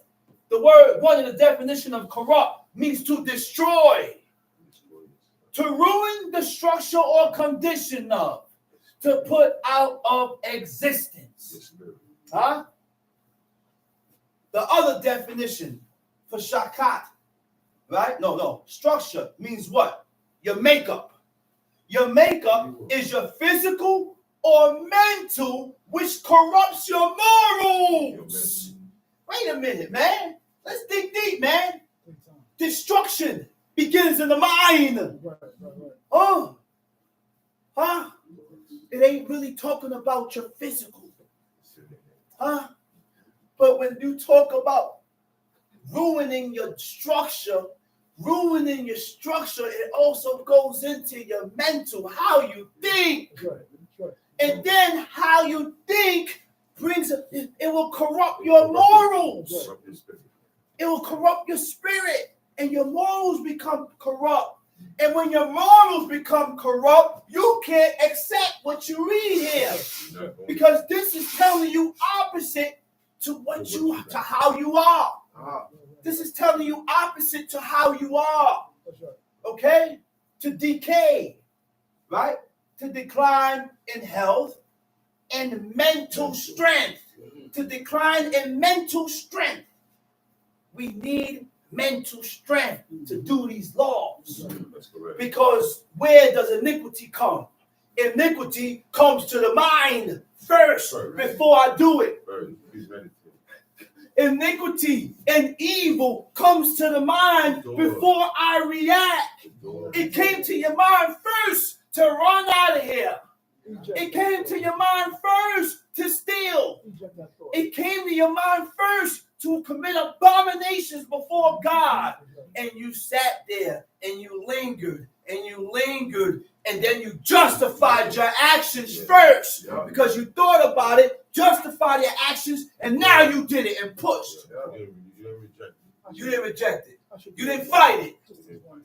Huh? That's the beginning of decaying. Huh? To impair. To impair means what? Being being imperfect. Huh? Or weakened state or condition. Impair means to be faulty or incomplete. Faulty means to be simple. Incomplete means you're not complete. Complete means what? What does complete mean? Shalem. Holy. Made up mind. Huh? Made up mind. Huh? Let's read. Lest you corrupt yourselves and make you a graven image. Lest you corrupt yourself and make you a what? A graven A image. graven image. The word for graven image is a fesel. Fesel means an idol or a statue. An idol is an image. Huh? An idol is an image. You know why I can say an idol is an image? Because in Wisdom of Solomon, chapter 14, a man's son died. A man's son died. And he made an image of his dead son. And by him making an image of his dead son, he said, now honors him as a god. Kidding me? This practice. And said, now honors him as a god. By you making that image for this dead sucker, you done made him a god. That's why I'm so hard on images and pictures in my house. I don't want images and pictures in my house. Yeah, I don't want to see that stuff. Because God is against it. And we need to train ourselves to hate what God hates. We need to train ourselves to love what God loves. That's it. The definition of idol is a form or appearance visible but without substance. What is without substance? Without substance means what? Without life. Don't have life. Let's read. Lest you corrupt yourselves and make you a graven image. Uh-huh. The similitude of any figure. The similitude of any figure. The likeness of male or female. Okay, hold on. Write it down. Okay, hold on. Okay? Now, he said, lest you corrupt yourself and make you a graven image. The similitude of any figure. When we read the book, we got to look these words up in the Hebrew. Right. So that we know exactly what we are doing, what we are doing that we need to stop. That's right. All right? He said, lest you corrupt yourself and make you a fesel. right? I'm going to read it here. Pain, tashkitun, wa asitem, lakem, fesel, right? Make you a graven image. Fesel, the similitude. Temuna, right? Kal Samel. What is Samel? What is a Samel? Samel is an emblem. We didn't have emblems. We didn't have symbols. That's why I can say that we didn't have no 6-point star. No. Why is it so? You like that shirt over God? You love that shirt over God. The cotton picking shirt have a 6-point star on it. The shirt have a 5-point star, which are demonic symbols, and you still buy these shirts. When you buy Converses, dig out the 5-point star. Take the 5-point star out of there. Huh? When you buy Nikes, take off the checks. But you know what? I advise you not to even buy it. Because you know why? Because it's a dedicated thing. Don't buy it. You can't buy shoes that has the image of Jake and remove the Jake and keep the shoes. So why do we buy Nikes and remove the root? They don't even remove the checks. They just leave It outside the door. Yeah, it's a dedicated thing. Huh? Why do you buy Converses with 5-point stars, which is a demonic symbol that's used in witchcraft? Why do we buy Yeezys? Yeah. Yeezys is abominable. Yeah. Yeezys is abomination. Yeah. What's his name? Kanye West said this out of his mouth. Yeezy is in representation of Jesus Christ. Right. That's why he made those shoes. That's right. But you have these abominable these godforsaken Israelites talking about they blessed. So, brother, how you doing? Blessed. You ain't blessed. You got on. Look what you wearing. Look what you wearing. We don't wear Yeezys. We don't wear Yeezys. Right. If you're serving God, we don't wear Yeezys. Yeah. Because Yeezys is in commemoration to JC, That's Jesus right. Christ. That's Look, right. Right. on the cross. That's right. Karate Kid. Karate Kid. So go ahead, keep Remember the Karate Kid? Right. Go ahead, keep You ain't gonna catch me with that kick. You go ahead and do that. Me neither. Talking drama. You ain't gonna catch me with that kick. Me neither. And the nigga that's sitting up like this, he got Pampers on. He's standing up with diapers. And that's your God. Yeah. Something wrong there. That's who you want to serve? Something wrong. Ain't that pervert? White, that creepy? blue-eyed. What my father used to say? White, blue-eyed, bushy tail. Word. Come on, man. Word. Talk about it, man.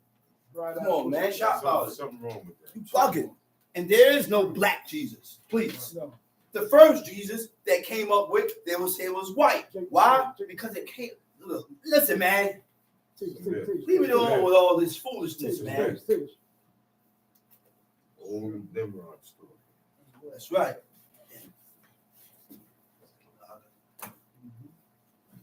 Okay, where we at? Where we at? Where we at? Roll Verse 15. Let's read it. Take ye therefore good heed unto yourselves, for ye saw no manner of similitude No temuna On the of day. any figure. on the day that the Lord spake unto you in Horeb Go ahead. out of the midst of the fire.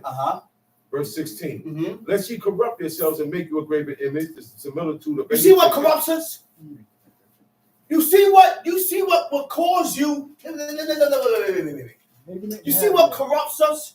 You see what will cause you to be destroyed? You see what will cause you to decay? You see what will cause you to ruin? You see what will pervert you? Images, symbols and emblems. Right? Go ahead, read.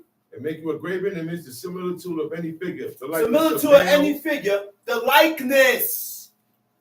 The word for likeness is tablit. It means the likeness of male and female. That's Looks like a plain man. and simple. Looks like a man. It looked like him, It look like but a it man. ain't him. It's not. You see the picture. Man, that's not your father. That's not your mother. It's Your father, your mother, your son, your daughter, they're buried. They're in the ground. They're gone. Body's been put in the ground. That's not them. That's a poor replica of your father. That's what you know. There's no life in that. That's right. Tom Sheet. All female, Uh-huh. the likeness of any beast Uh-huh. that is on the earth, Uh-huh. the likeness of any winged fowl that flieth in the air. The likeness of any beast, the likeness of any winged fowl. We can't have images of animals and beasts. We can't have images of eagles and birds. Don't buy pictures and decorations to put in your room, in your living room, and they got images. Huh? Let's read. The likeness of anything that creepeth on the ground, Uh-huh. the likeness of any fish that is in the waters beneath the earth. Uh-huh. Unless thou lift up thine eyes unto heaven, and when thou seest the sun and the moon and the stars, even all the hosts of heaven, shouldst be driven to worship them. Because the beginning of idolatry started with what? Astrology. Sun worship. Sun, Moon stars. worship. Oh, Huh? Worship for the constellations. Huh? Realize it and do your studies. Every religion revert back to astrology. Back to sun, moon, and star worship. Every religion revert back to sun and moon worship. That's correct. Huh? That's a fact. Let's read.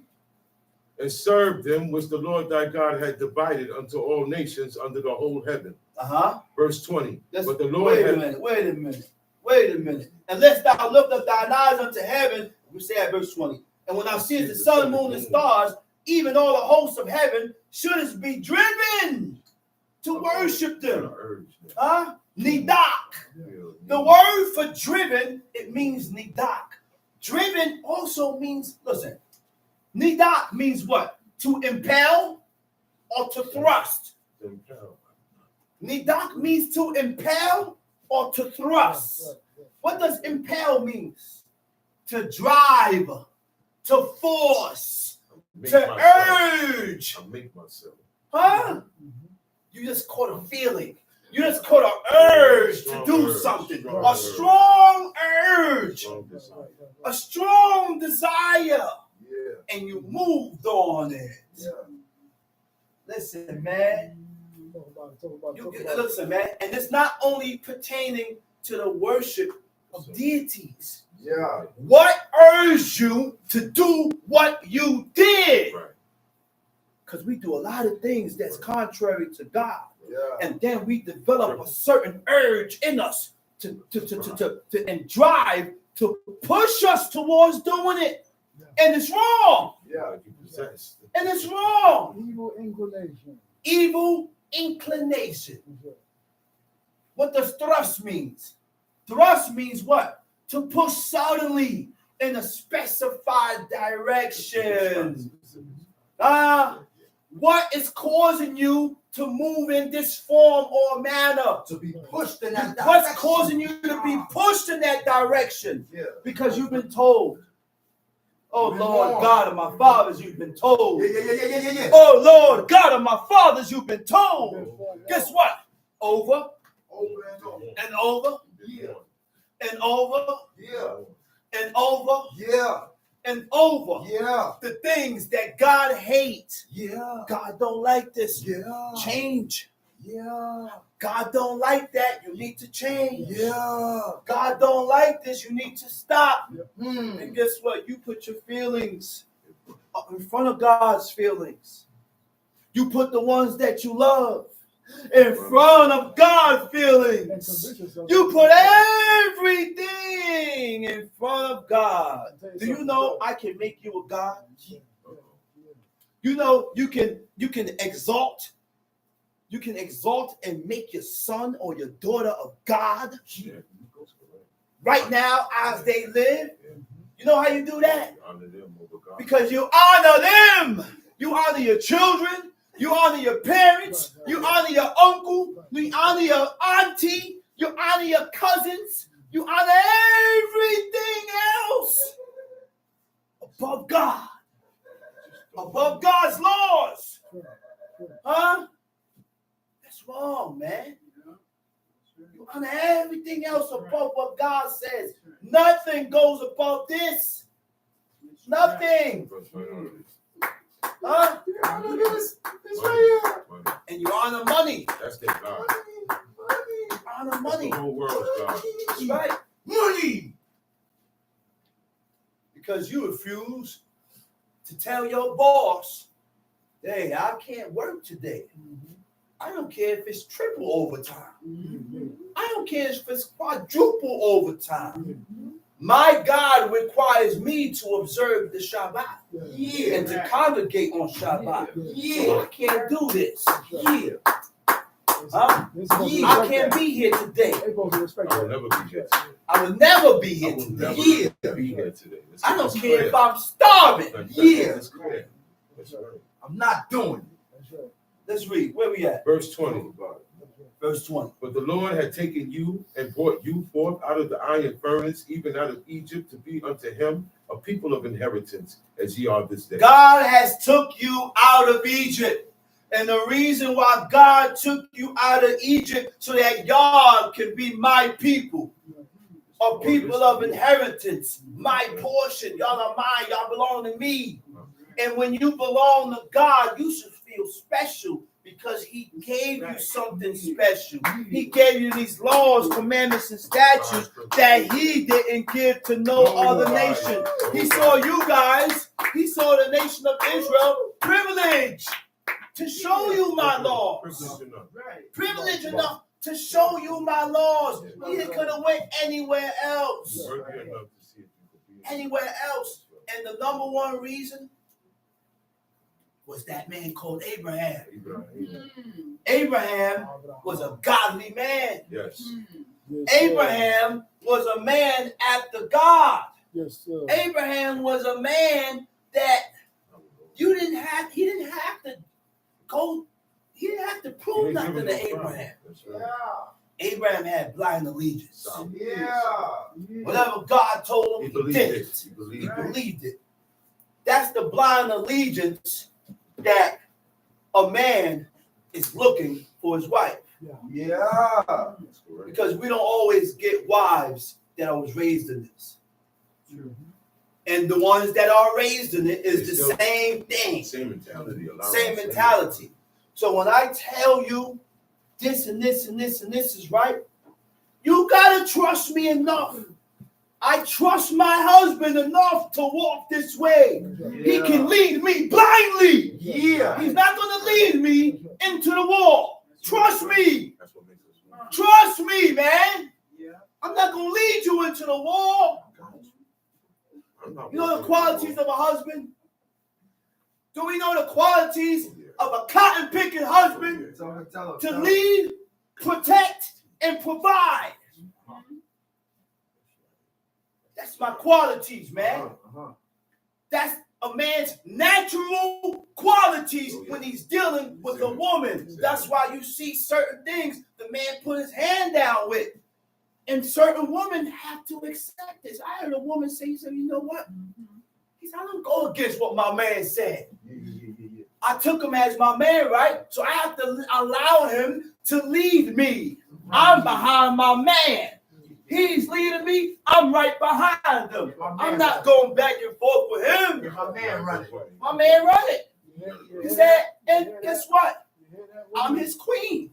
I got certain qualities and certain things that you know what I mean? And he respects it sometimes, certain things. That's right. You hear that, young woman? Yeah. That's right. This is a woman that don't know who God is. That don't know who God is. Which means there are women with that mindset She just knows the that place. don't know. Listen, they just don't know who God is. Knows the place. But good qualities. That's right.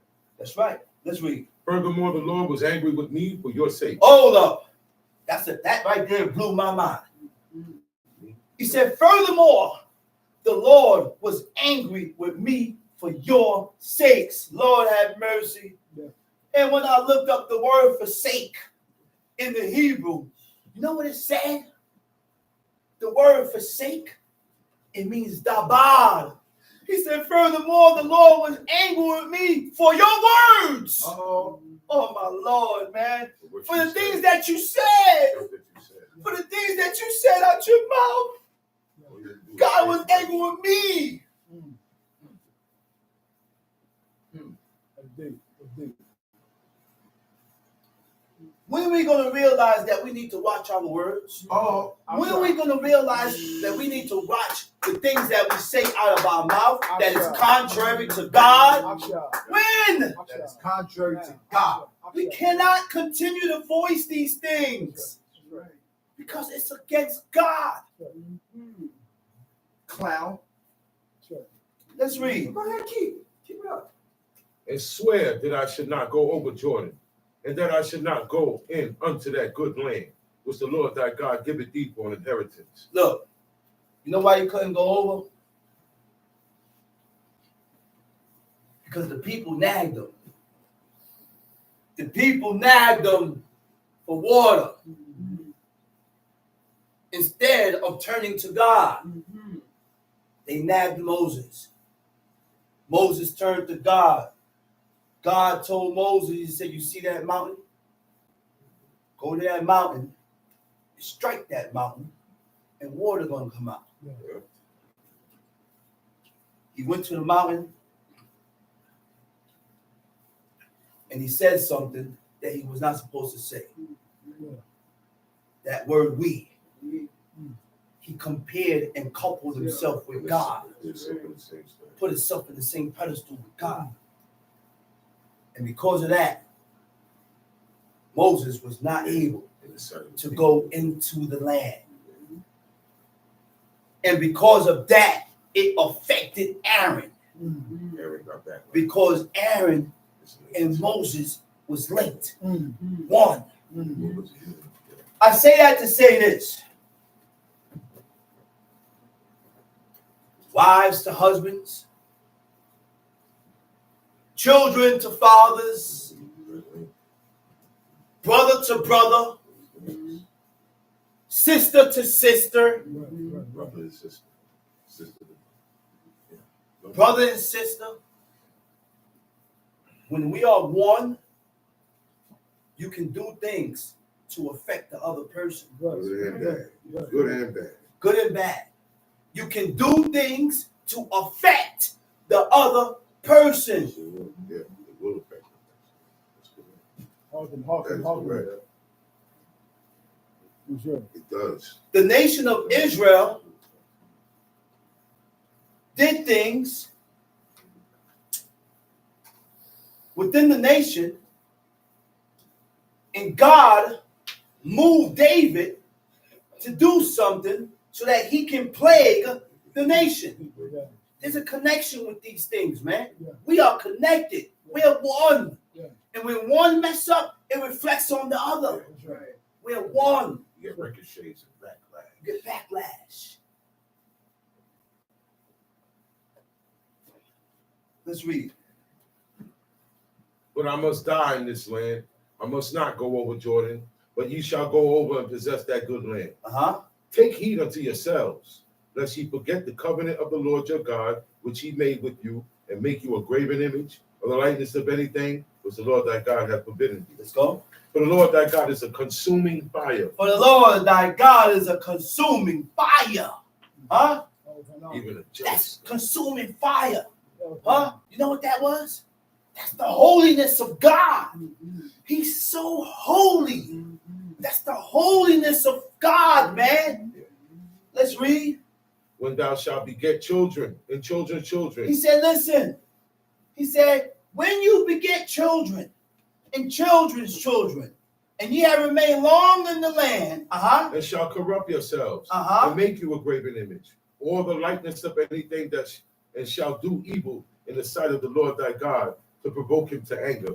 I call heaven and earth to witness against you. This Two day. witnesses. He said, listen, when you do this, he said, I'm going to call heaven and earth to witness, to serve as witnesses. Go ahead. That ye shall soon utterly perish from off the land, whereunto ye go over Jordan to possess it. Ye shall not prolong your days upon it, but shall utterly be destroyed. Let's read. And the Lord shall scatter you among the nations. And the Lord shall scatter you among the nations. You know what scatter means? Pei Shabbat Zadeh. It means to scatter. It means to disperse. The scattering. God scattered us and dispersed us all over. To scatter. means to separate. You've been separated. Hmm? Set forth. To separate and go in various directions. Nobody knows. So now just check this out now. Huh? The scattering is not only went down during the transatlantic slave trade. Nah, this is way before. Huh? It's- That's a scattering too, where Yeah. God scattered us Yeah. all over the place. You know what's another word in a way of scattering? Yeah. When he separate you from this person Uh-huh. and separate this one from him. Uh-huh. The scattering is still going on. It's still going on. God separate you, push you that way. Uh-huh. Look at you, he said, man, this person don't want to serve. Let take you. Get away. Go that way. Because you're messing with a person that want to serve God and you ain't made your mind up. So now you got to get a kick in your back. Huh? To separate means to cause to move or be apart. To cause to move. To disjoin. To split. Split up. Okay, let's read. The Lord shall scatter you among the nations, and you shall be left few in number. Few in among the number. heathen. And what? And you shall be left few in number among the heathen, whither the Lord shall lead you. And there you shall serve gods. The work of You're going to be left few in number amongst the heathen. And when God leave you, you say, guess what's going to happen now? Huh? What's going to happen now? He said, and there, you're going to do what? serve gods. There, you're going to serve gods of what? Of men's hands. Of men's hands. What is stone? Now you're going to go serve JC. Jake the snake on the Just cross. like You're going to go serve the gods of the Africans. You're going to follow every deity that's on the face of the planet. But you ain't going to never see yourself serving the God of Israel because you are under the curse. You're banned. You're cut off. And if you notice, they all got diapers. Top G. That nigga Boo got a diaper. Wood and stone, which neither see nor hear nor eat nor smell, Uh-huh. but if from thence thou shalt seek the Lord thy God, thou shalt find him. If thou seek him with all thy heart and with all thy soul. What verse you at? Verse 30. He said, if you seek him with all your heart and with all your soul, you will find him. Go ahead. When thou art in tribulation, and all these things are come upon thee, even in the latter days, if thou turn to the Lord thy God, and shalt be obedient unto his voice. Uh-huh. For the Lord thy God is a merciful God. A merciful He God. will not forsake thee, He will not forsake thee, neither destroy thee. neither destroy He will thee. forget the covenant of thy fathers, which he swear unto them. That's right. But acts now of the days that are past, which were before thee. But acts now of the days that was past. Huh? The old days. Why we always focus on the negative things? Let's go back in the past when the things was good. He said, let's go back in the past when things was great. Let's reflect on those things and see, does it really benefit you leaving off the side of God? No. Reflect on the Remember- past good. Remember how the you good. felt. Remember the good. Because I tell you one thing, it's way more good than evil. Right. God only gave us evil because we turned against, we offended God. Remind me of what I saw on Instagram. I saw this on Instagram and I thought about God. The woman said, don't be so quick to leave off from your husband. She said, don't reflect on the bad. Go back in the past and remember the good and see, is it really worth it? Oh my gosh. When she said that, Don't throw it all away, man. she said, why are you throwing all this away because of this? You're gonna be doing that. Because of this, because you're going to be doing that for the rest of your life. You always going to find fault in people. But people find fault, something that you can't like, and then they run. Get with somebody else, stay with them, find fault, run. You're going to be running all your life, and you ain't going to never settle. Remind me of God. God said, remember your past. Remember when God didn't see no iniquity in you? Remember those days? Remember when you was young and God took you out, took you and clothed you and fed you? Huh? Remember those things? Yeah, yeah. What the person did for you? Don't forget. Don't forget that.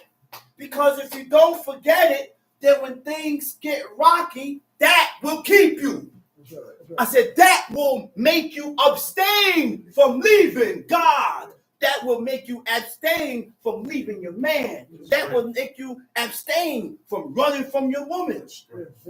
Because you know what? After all smoke clears, he said, man, you know what, man? My woman did this, she did this. He said, but she's a good woman. She's a good woman. You know why? You know what made him say she's a good woman? Because he reflected on the past. He reflected of all the good things that she did, what she did, how she did it, everything that she did that I didn't have to ask for. That's right. Come on, man, this got to work both ways. This can't be one way. That's right. The same way the man got to reflect on the good of his woman is the same way the woman got to reflect on the good of the man, and that will keep you together. Oh, hands on deck. Can't be selfish. That's right. Can't be selfish, man, one way, and we selfish with God. That's right. That's why God said, remember your past. That's right. Let's read, man. Since Let's the read, day man. Yo, the book shows us how we need to how be. to think, everything. The book shows us how to think and how we need to be That's right. to survive. That's right. Let's read. Well, ask now the days that are past, which were before thee. What verse you at, brother? Verse 32. Let's read. Since the day that God created man upon the earth and asked from the one side of heaven unto the other, whether there had been any such thing as this great thing is, or had been heard like it. Did ever people hear the voice of God? Did anybody ever hear the voice of God? Nobody did say Did that ever happen? Let's go. Speaking out of the midst of the fire, Speaking thou out the hast midst heard of the and fire. or hath God essayed to go and take him a nation from the midst of another nation? Did God ever say, you know what? You know, wait, before I get into that. When I look up the word "assayed," read that again. Read that again, man. Read that again. Or hath God essayed Or had God essayed to go to take him a nation to from take the midst of another nation? When I look up the word "assayed," the word "assayed" in the Hebrew, it says "nasa." Did God leave off from Israel to go try another nation? Did God leave off from Israel to go try another relationship? Did God leave off from Israel to go test another relationship? Did God leave off to go try and prove another nation? No, he stuck with Israel. That's how you die. That's faithfulness. That's how you die together. That's how you get buried together. That's how you build together. That's how you get strong together. You don't run. God ain't run on us. I said God didn't run on us. And guess what? In return, I can't run on you. And you can't run on me. Let's go. Let's work this thing out and push for God. Ain't no divorce going on. Ain't no divorce going on. God don't like divorce. He said, I hate putting away. Work that out. Let's work this thing out, man. Where you going? That's right. Get strong. Be strong. That's right. Let's read. Did people ever hear the voice of God speaking out of the midst of the fire, as thou hast heard and lived? Or have God essayed to go and take him a nation from the midst of another nation by temptations, by signs, and by wonders, and by war, and by a mighty hand, and by a stretched out arm, and by great terrors, according to all that the Lord your God did for you in Egypt before your eyes? In Egypt, you see how God tests you? He did all that. I said, you see how God tests you? Read that again, man. Or have God essayed to go and take him a nation from the midst of another nation by temptation, by Temptation. signs? Oh, temptations. Tempt. Conjure up certain thoughts in your brain and see if you go for it. Certain things happen and transpire and see if you run. See your reaction. See your reaction. Temptation, By signs, and wonders. And by war. By war. And by a mighty hand. Mighty hand. And by a stretched out arm. Stretched out And arm. by great terrors. According to all that the Lord your God did for you in Egypt before your eyes. Let's read. Unto thee it was showed that thou mightest know that the Lord, he is God. There is none else beside him. He is God and there's none besides him. Shemor. I said he is God and there's none else besides him. That's the number one fact. None beside him. God don't have a wife. Only one God. Get that, erase that out of your mind. Let's read. Out of heaven he made thee to hear his voice, Uh-huh. that he might instruct thee. And upon earth he showed thee his great fire. And thou heardest the words out of the midst of the fire. And because he loved thy fathers, And because, thy what? fathers, he And loved because he thy loved fathers. thy fathers. He dug Abraham. He dug Isaac. He dug Yaakov. But the main one, while God dealing with the nation, is because of Abraham, the pace setter, the one that set it off, the Hebrew, the first recorded Hebrew. Abraham. Abraham. Abraham ain't know God was his friend. Abraham ain't know he was a friend of God. How we found that out is because God was reiterating everything from the beginning, from Genesis to Deuteronomy. To who? To Moses. That's why the first five will always be called the book of Moses. The first five book of Moses. God reiterated Genesis, Exodus, Leviticus, Numbers, Deuteronomy, and Moses wrote it. After it's called Torah, instructions. Torah means instructions. So after he wrote it, guess where it went? From Moses, it went to the high priest. And into where? The ark. Straight into the ark. Right into the ark of the covenant. Okay. What else is in that ark? Manna. What else is in that ark? The rod. And that ark was put in a secret place up in the mountains, and sealed, enclosed, and shut. Nobody found the ark. Nobody. Oh, they found the ark. No, they didn't. God said it was sealed. You can't go against what God said. Oh, I think they found the. What you talking about? They're scamming. What are you talking about, man? Oh, you can't believe everything that you hear on TV, on Instagram, on YouTube. You can't believe all that. Tell a vision. Fame and glory. That's They're right. looking for. I'm going to tell you a vision. Tell a vision. Television. You see what you see. I couldn't realize what the hell he was saying. Tell a vision. I didn't read. And because he loved thy fathers, therefore he chose their seed after them. Because he loved thy fathers, therefore he chose their seed. Yeah. Come on, man. That's real. You know what that means? In order to accept him, you got to accept what comes from him. Right. If I accept you, I got to accept your children. You accept the father, accept the son, accept the son. If I accept this woman, I got to accept what came with her. That's right. That's right. Huh? And when a person accepts you as a brother and there's discrepancies between your son, it affects you. Why? Because me and your father is cool. Right. And I don't want no problem It's not between supposed to my friend's son. Yeah, that's nice. Huh? The same thing with a woman. When me and this woman is cool and we're planning on building and getting together, I gotta accept what comes from her. And when it ain't, when it's not cool between me and the woman's kids, it affects that person. That's right. Why? Because at that point in time, you're looking at as your brother or this man's son as your son. That's my son. You're looking That's at my son, this too. woman's children as your children. And you're not going to treat these No, them with no type of no. difference. No negative. There's no difference That's because right. they're mine. That's right. Huh? Don't you see that those are godly traits? I love you. I love a company. That's called godly traits. Who showed those godly traits? God. I chose Abraham.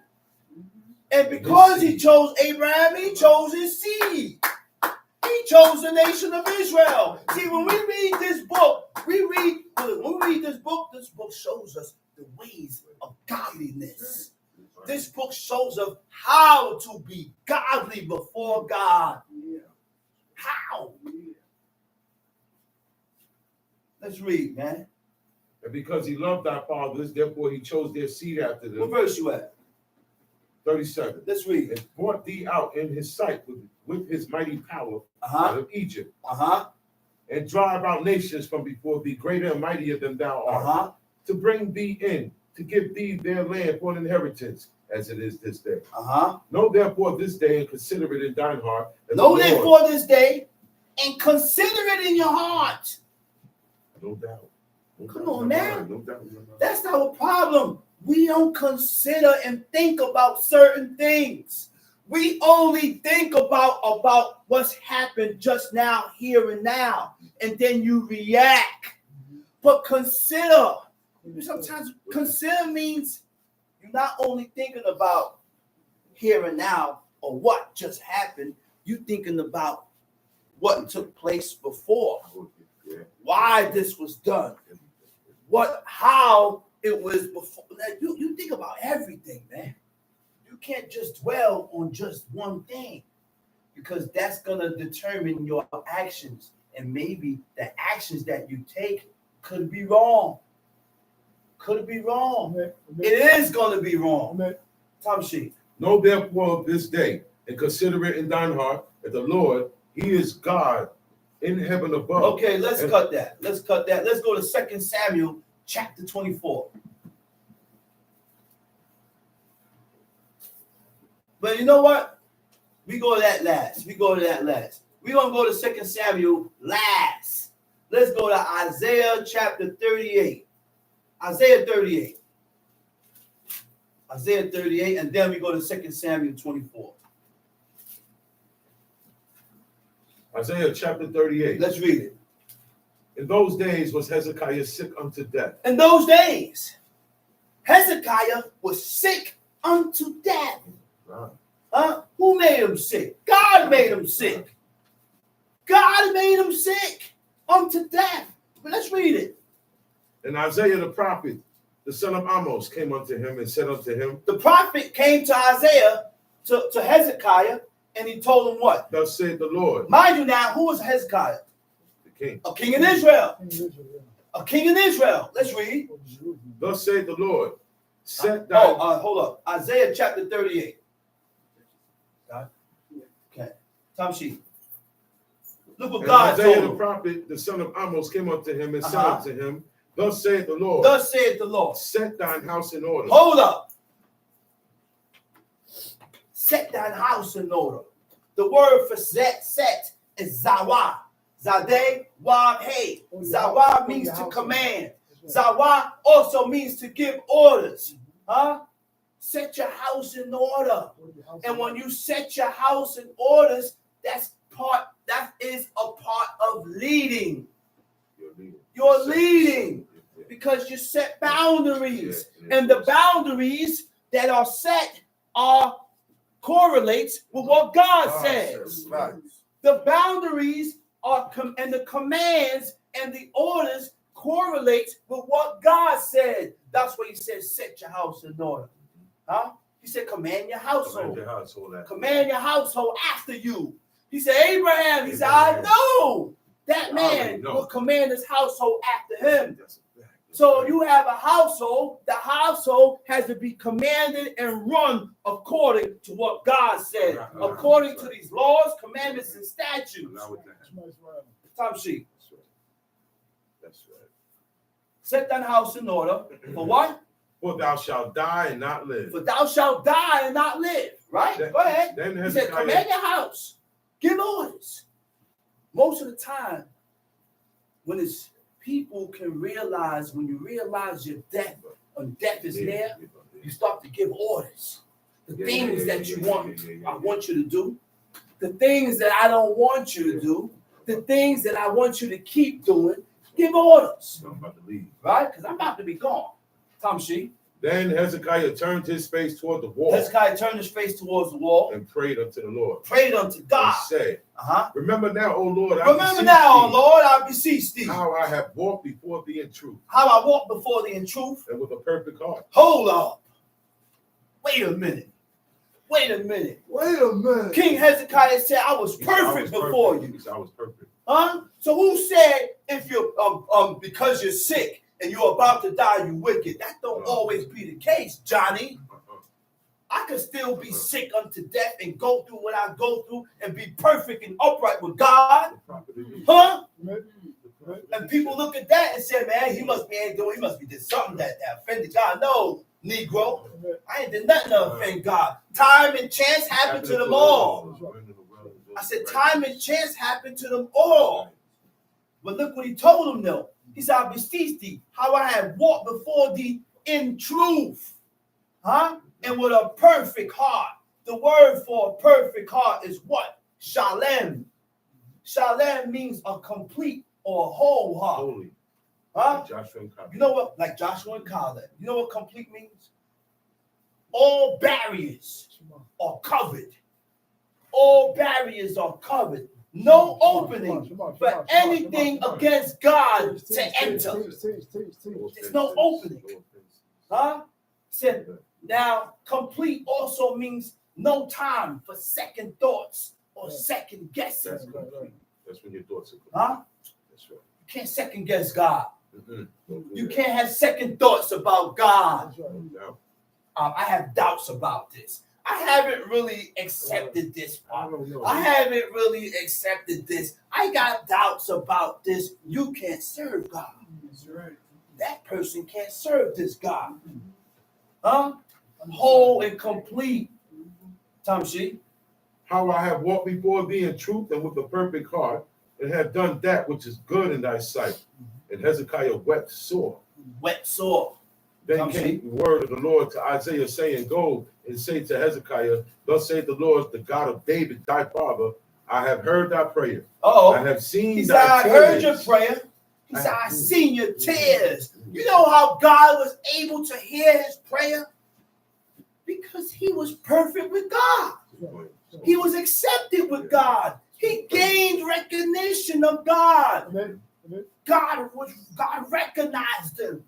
And he gained the attention of God by the lifestyle that he lived. That's why you always got to revert back to Cain. Most High did not accept Cain. Cain was not accepted. Why? Because he said, man, you ain't doing good. You ain't the team. You gotta do good. Right? When we violate the laws and the commandments of God, we have to do something to replace the evil that we did that was against God. I messed up. I violated. Yeah. Oh Lord God, please forgive me. Because of this, I'm gonna start doing this, and this. That's right. Make amends. That's right. Make corrections. We don't make amends and we don't wait corrections. Oaths. Huh? You said oaths. That's right. Supplications. That's right. What verse you at? At the end of verse 5. Tamshi. Behold, I will add unto thy days 15 years. And I will deliver thee and this city out of the hand of the king of Assyria. Uh-huh. And I will defend this city. Uh-huh. And this shall be a sign unto thee from the Lord, that the Lord will do his thing that he has spoken. Yo, and he won't give him a sign. War. What's the sign? Behold, I will bring again the shadow of the degrees which is gone down in the sundial of Ahaz. 10 degrees backwards. 10 degrees backwards, which means he added how many? So the sun returned So the 10 sun degrees. returned 10 degrees by which degrees it was going down. He added 10 more years to his life.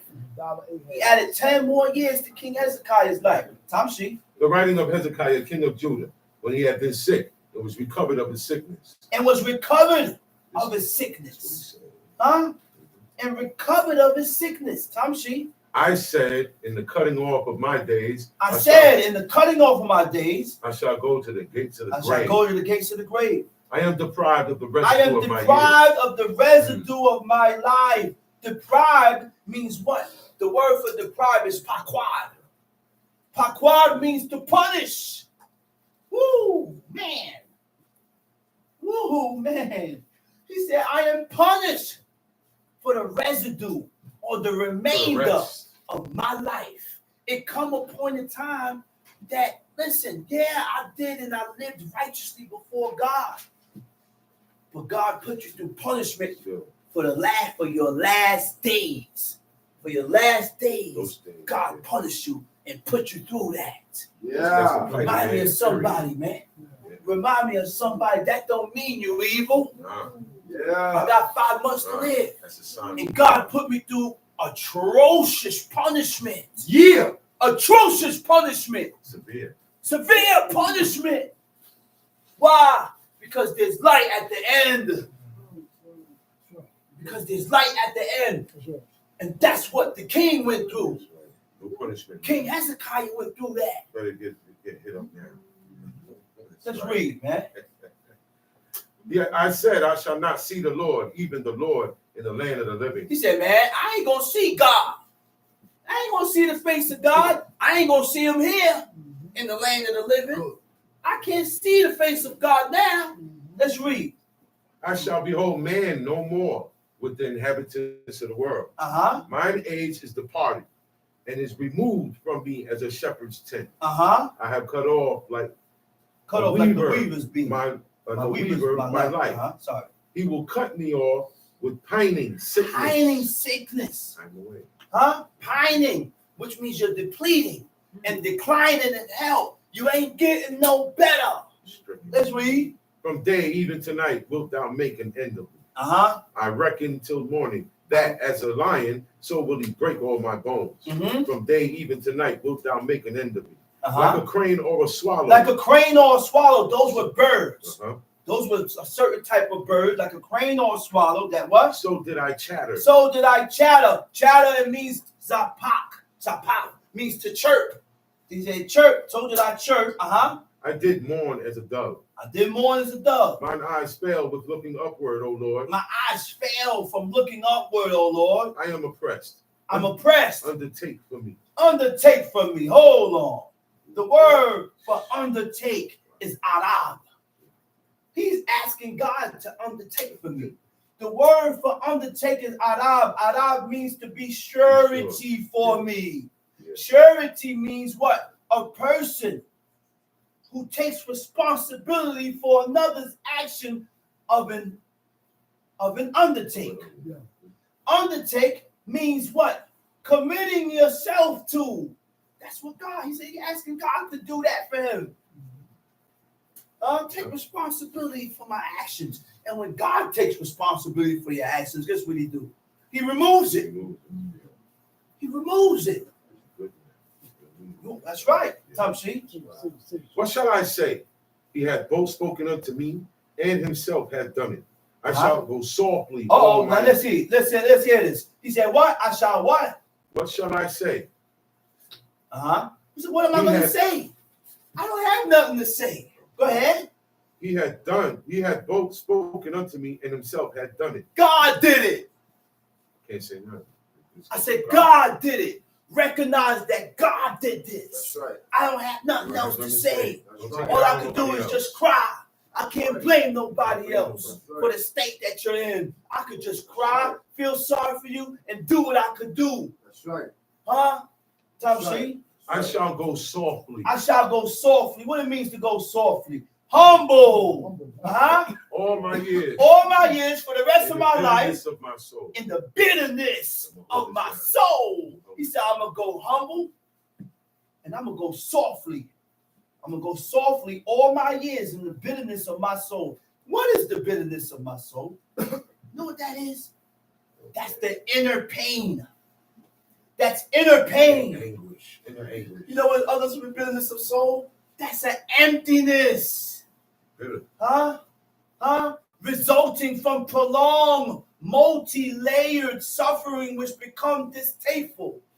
I got some examples. Become bitter. Huh? You know what was bitterness of soul when I read off? Paltiel. Yeah. Cried for me, cow. Mhm. Huh? Yeah. I got 3 examples. Paltiel. Cried for me, cow. The whole journey. He had bitterness of soul. It was an emptiness within him. Me and this woman is one, and you taking her. She's not here no more. A part of me is gone. A part of me is not here no more. Another example, when parents are angry with children. Make some bitter. When parents are angry with children, it builds emptiness and bitterness in the children. Supposed to. It builds emptiness and emptiness and what I said. It builds emptiness and pain within the children. It's supposed to. It's supposed to, man. My mother angry with me. That don't sit well. Nah. My father angry with me. That don't sit well. Nah. That's why we cry. So you know, I said, that's why I cry Yeah. when my father yell Yeah. and scream at me and Yeah. yell at me because I'm Yeah. at fault. And I don't want him to be that way with me. Yeah. I don't feel right when my father is like that with me. That's Yeah. why I feel that. That's why I cry. And, Yeah. and when my mother is angry with me and she yell, Yeah. your mother and your parents angry, you say something, they walk by, oh, she's still angry. Yeah. Those are things. And what? And the most, number one, be like that. Bitterness of soul when God is against you. That's right. We don't get like that for God. That's right. We get like that and we get bitterness of soul for everything else. That's right. But we don't get bitterness of soul for God That's right. when we violate his laws. That's right. When we violate the laws of God, that's supposed to bug your mental state. That's right. You're Priorities. supposed to feel bad about it. That's right. You're supposed to have Guilt. that guilt, that feeling of Guilty guilt conscience. That's right. to make corrections. That's right. Huh? Yeah. Huh? Let's read. Oh Lord, by these things men